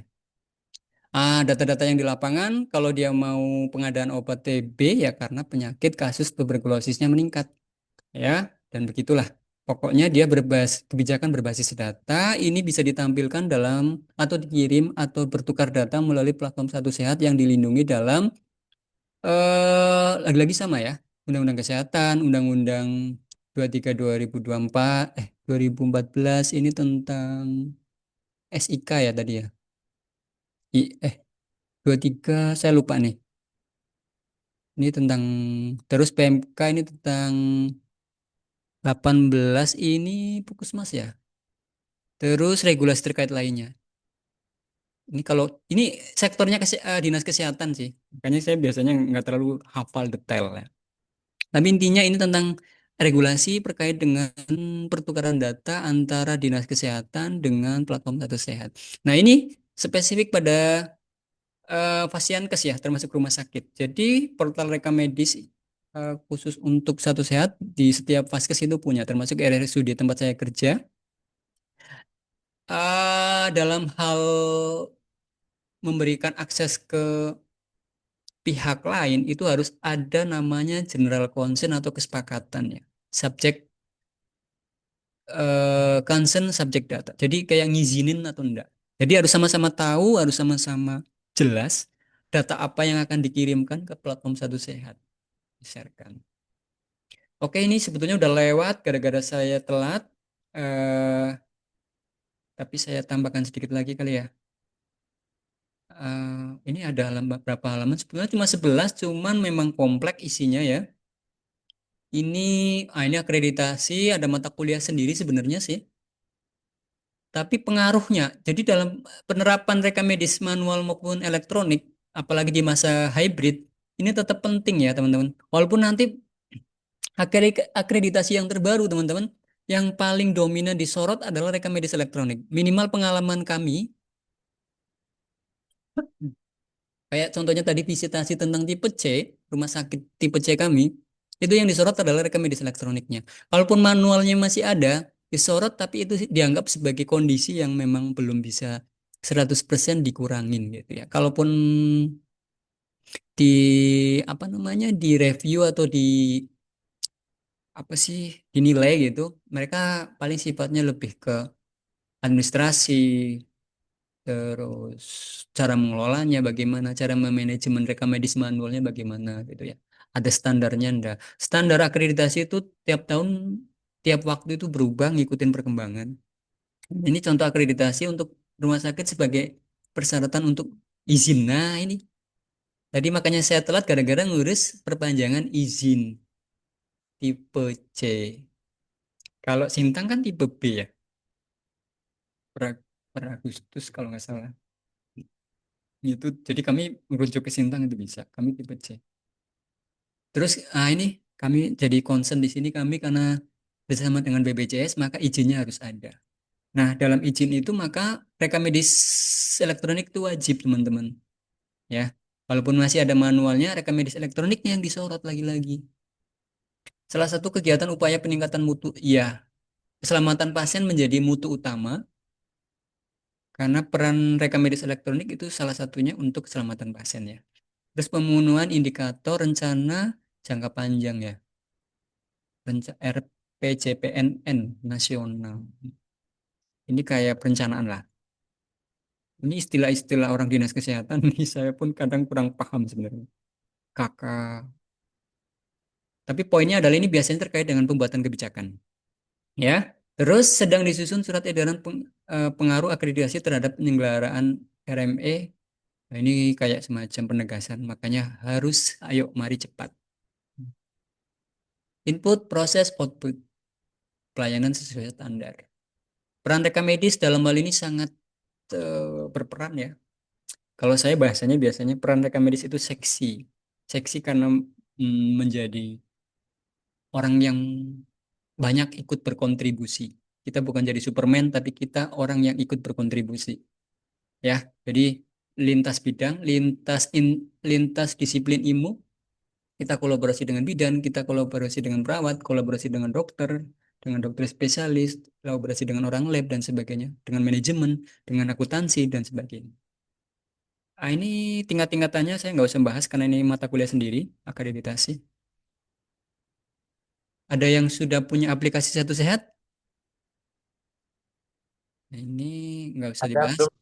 Ya, cukup tahu aja kalau Satu Sehat ini bisa dimiliki oleh setiap individu yang berobat di Indonesia. Pertanyaannya, orang luar boleh nggak punya aplikasi Satu Sehat? Halo, misalkan Untuk pendapatnya nanti gimana Pak? Kalau misalnya dari luar, sepertinya tidak bisa Pak. yakin, emang orang luar nggak boleh sakit di Indonesia? Boleh, Pak. Kan sifatnya universal coverage, Regina Marley. Betul, boleh. Dengan penandaannya apa? Kalau orang Indonesia kan WNI kan pakai nomor induk kependudukan. Kalau warga asing penandaannya pakai, ayo, Paspor. Paspor kali, Pak. paspor. Betul, karena paspor itu nomornya akan mewakili dia dari mana. Misalkan dari Jepang kerja di Indonesia sebagai animator, atau dari Malaysia kerja di Indonesia sebagai kantor staf kedutaan Malaysia di Pontianak, kalau nggak salah ada konsulatnya kan. Nah, lalu tinggal di Indonesia menggunakan layanan kesehatan Indonesia dan dia bisa mengakses platform Satu Sehatnya, tapi mekanismenya ada, didaftar tidak menggunakan KTP tapi menggunakan apa namanya?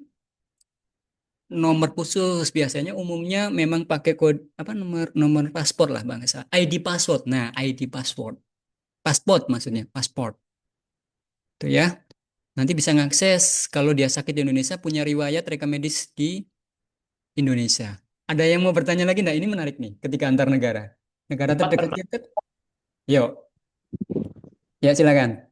Apakah identitas tersebut bersifat permanen, Pak, di aplikasi Satu Sehat? Bersifat permanen, ya tentunya ada mekanisme rekam medis itu disimpan minimal 25 tahun, ya udah ikutin itu, minimal 25 tahun. Walaupun rekam medis elektronik kan baru diterapkan 2 tahun ya, dari 2022 sampai sekarang 3 tahun berjalan kurang lebih. Jadi ya permanen dalam arti sampai syarat dan ketentuan berlaku. Kalau bisa disimpan terus, sebetulnya rekam medis itu nggak harus dihapus loh. Kalau media penyimpanan kita cukup, itu apa namanya? Pemusnahan rekam medis elektronik itu fleksibel, ya.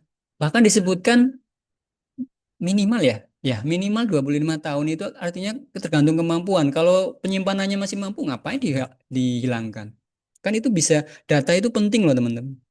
Oh, ternyata banyak warga Malaysia yang berobat ke Indonesia, atau kebalikan ya. Kalau di Kalbar ini banyak yang berobat ke sebelah ya. Banyak warga Kalbar berobat ke tetangga. Wah, rekam medis kita banyak tersimpan di negara tetangga. Walaupun bisa jadi, ada nggak sih orang Malaysia berobat ke Indonesia?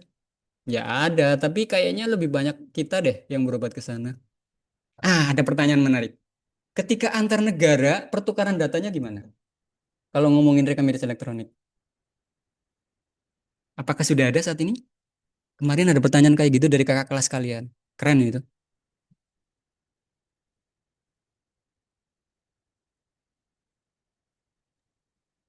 Ada Pak, bisa kayaknya. Secara analogi harusnya bisa, Adi. Tapi secara Bisa. faktual, apakah sudah? Kemungkinan sudah Pak, melalui email mungkin. Berarti belum terstruktur. Harus dikirim secara email, pakai aplikasi tambahan. Yang kita omongin integrasinya ini yang by system, yang sudah disepakatin. Setahu saya untuk yang kayak platform Satu Sehat ini belum.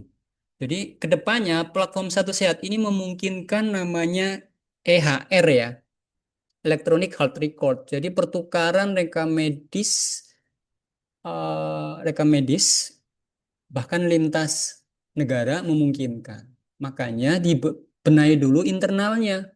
Sebelum internal ya dibenahi dulu di fasilitas kesehatan.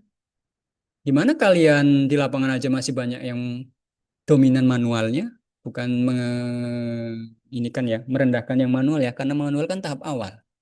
Tapi kan kita harus punya ideal ya elektronik gitu. Jadi kedepannya memungkinkan, betul kata Adi, walaupun secara faktual bisa jadi belum. Setahu saya malah belum ada konsep dasar yang memungkinkan interoperabilitas antar negara.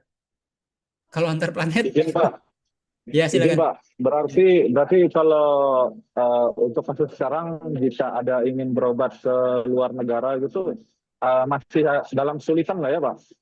Ya, bisa dibilang begitu. Paling kita kasih print out atau print PDF untuk resume si Adi atau keluarga Adi atau teman Adi atau siapapun yang akan berobat antar vaskes tapi antar negara. Misalkan Adi atau siapapun mau merujuk pasien A ke rumah sakit di Kucing misal, ya kan? Nanti resumenya dalam bentuk print PDF, walaupun digital tapi kan belum otomatis, Adi, ya kan?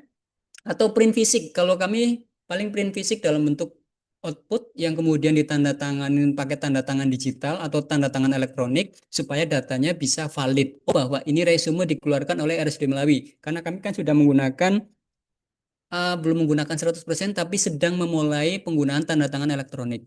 Jadi data yang dikeluarkan itu dilindungi secara aspek legal sesuai dengan aturan yang ada di Indonesia. Itu Adi. Tapi arahnya akan ke sana. Satu Sehat ini menjadi platform yang memungkinkan bertukar data antar vaskes, bahkan memungkinkan antar negara ke depannya. Walaupun saat ini yang diwajibkan ya minimal di wilayah negara Indonesia harus wajib ya. Karena bahkan tadi 31 Desember kan 2023.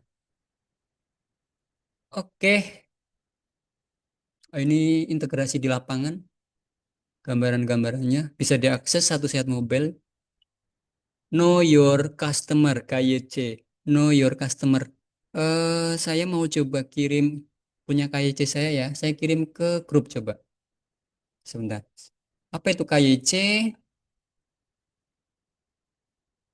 Saya setengah 4 aja deh. 14 menit lagi. KYC saya aktif. RSUD Melawi aktif nggak ya?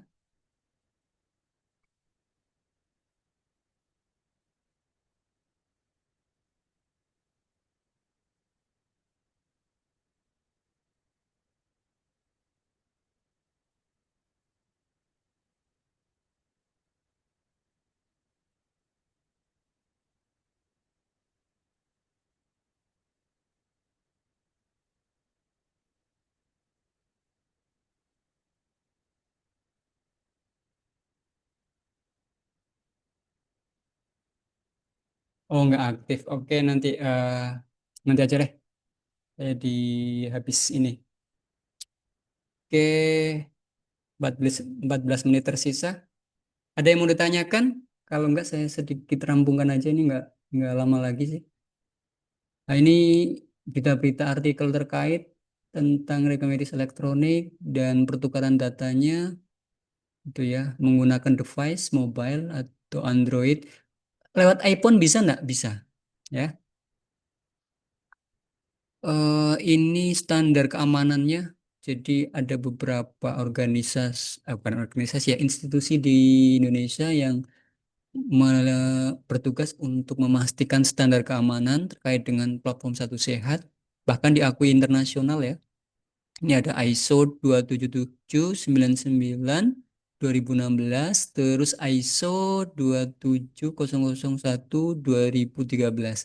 Ini kemarin ada yang mau neliti kakak kelas kalian yaitu tentang standar keamanan berdasarkan ISO IEC 27001 bla bla bla atau melalui peraturan yang dikeluarkan oleh Kominfo ya. Jadi setiap fasilitas kesehatan itu harus terhubung dengan Satu Sehat, di mana komitmen Satu Sehat sebagai platform interoperabilitas pertukaran data di fasilitas kesehatan untuk memastikan menjaga keamanannya, gitu ya. Nah, kalau sudah ngomongin di sini tentang standar internasional, berarti konsep yang barusan kita diskusikan memungkinkan bertukar data antar negara ya, gitu. Oke, terus ini penekanan aja sih dari Kementerian Kesehatan pentingnya kolaborasi. Kalau saya bahasanya biasanya tidak ada yang jadi Superman. Superman itu analogi orang yang semua serba bisa. Itu dalam organisasi itu kondisi yang tidak sehat karena hanya tertumpu pada orang atau kelompok tertentu. Dalam organisasi yang sekarang serba cepat, serba penggunaan teknologi, ada namanya organisasi yang bersifat agile atau tulisannya agile. Itu artinya dia bersifat progresif atau kalau dalam bahasa kami orang Jawa nyebutnya satset atau serba taktis gitu ya, serba efisien, di mana dia melibatkan lintas disiplin ilmu atau kuncinya ya kolaborasi antar semua elemen, antar bagian, antar individu, antar keahlian orang termasuk teman-teman nanti kolaborasi dengan berbagai tenaga kesehatan lainnya di ekosistem kesehatan. Nah, kalau ngomongin khususnya terkait dengan interoperabilitas rekam medis di platform Satu Sehat, ini makanya tujuannya kolaborasi adalah untuk mempercepat transformasi kesehatan di Indonesia. Ya, transformasi kan perubahan. Mungkin itu untuk pertemuan kali ini ya. Kalau ini dasar-dasar hukumnya, nanti bisa teman-teman coba baca.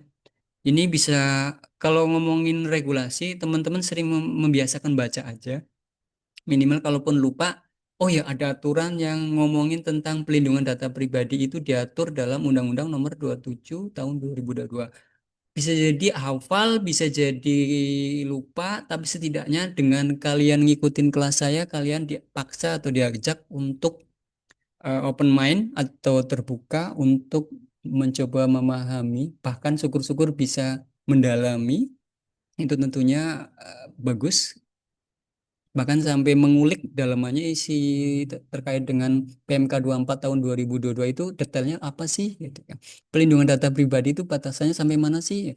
Jadi memang orang rekam medis ini kompleks ya dalam mempelajari keilmuannya. Ada ilmu hukum, ada ilmu IT, ada ilmu administrasi, ada ilmu terminologi, ada ilmu bahkan finansial, keuangan, ya kan. Nah, kalau yang sedang kita lihat bareng ini semuanya isinya tentang regulasi, ya kan. Ya, syukur-syukur teman-teman bisa hafal sampai memperdalami atau minimal kalaupun lupa, minimal teman-teman kalau menggunakan teknologi misalkan IE atau alat bantu, itu kalian harus ada kata kunci yang mudah diingat. Pelindungan data pribadi ada regulasinya, rekam medik ada regulasinya, kesehatan ada regulasinya. Nah, gitu ya. Jadi jangan terlalu kosong. Jadi pertanyaannya, PMK 24 tahun 2002 tentang apa? Mengatur tentang Rekam medis elektronik, Pak. lebih tepatnya rekam medis aja. Di dalamnya spesifik rekam medis elektronik. Oke, terakhir sebagai penutup, tapi kurang 8 menit ya. Saya stop aja dulu deh. Saya coba ngetes KYC saya. KYC itu kayak semacam kesepakatan. Ternyata KYC-nya lagi off ya. Ya udah nanti saya kirim grup aja. Oke, demikian untuk pembelajaran bersama di kelas saya hari ini. Saya senang sekali teman-teman banyak yang aktif karena saya memang sukanya sambil diskusi. Jadi biar pembelajarannya itu hidup, artinya teman-teman tidak hanya jadi pendengar, tapi juga sebagai orang yang ikut terlibat langsung dalam pembelajaran, berkontemplasi atau coba merangkai dengan topik yang sedang kita bicarakan. Kalian tidak pasif tapi aktif. Dengan begitu teman-teman bisa sambil belajar. Menuju ke 7 menit terakhir, kalau ada yang mau ditanyakan, silakan. Ini semuanya masuk semua enggak ya? Alia, atau teman-teman yang lainnya ini masuk semua enggak ya kira-kira ya? Saya mau screenshot karena untuk bukti kelas saya. Oke, on cam mohon bantuannya karena saya mau screenshot. Mulai dari slide 1 itu saya ambil 2 kali ya. Slide 1 itu mulai dari Adi Wahyu. Oke, 1. Oke, 2 kali percobaan saya ngambil. Oke, sekali lagi slide 1. Oke, kita beralih ke slide kedua. 1, 2, 3. Oke, 2 kali. Sekali lagi slide kedua. 1, 2, 3. Siap. Terima kasih atas atensinya, atas antusiasnya di kelas saya. Kurang lebih saya mohon maaf hari ini karena kesibukan saya jadi molor ya tadi ya. Tapi saya ada alasannya. Sudah saya sampaikan tadi di grup. Saya tutup untuk pertemuan hari ini. Assalamualaikum warahmatullahi wabarakatuh. Selamat sore. Sore, Pak. Waalaikumsalam warahmatullahi wabarakatuh. Selamat sore, Pak.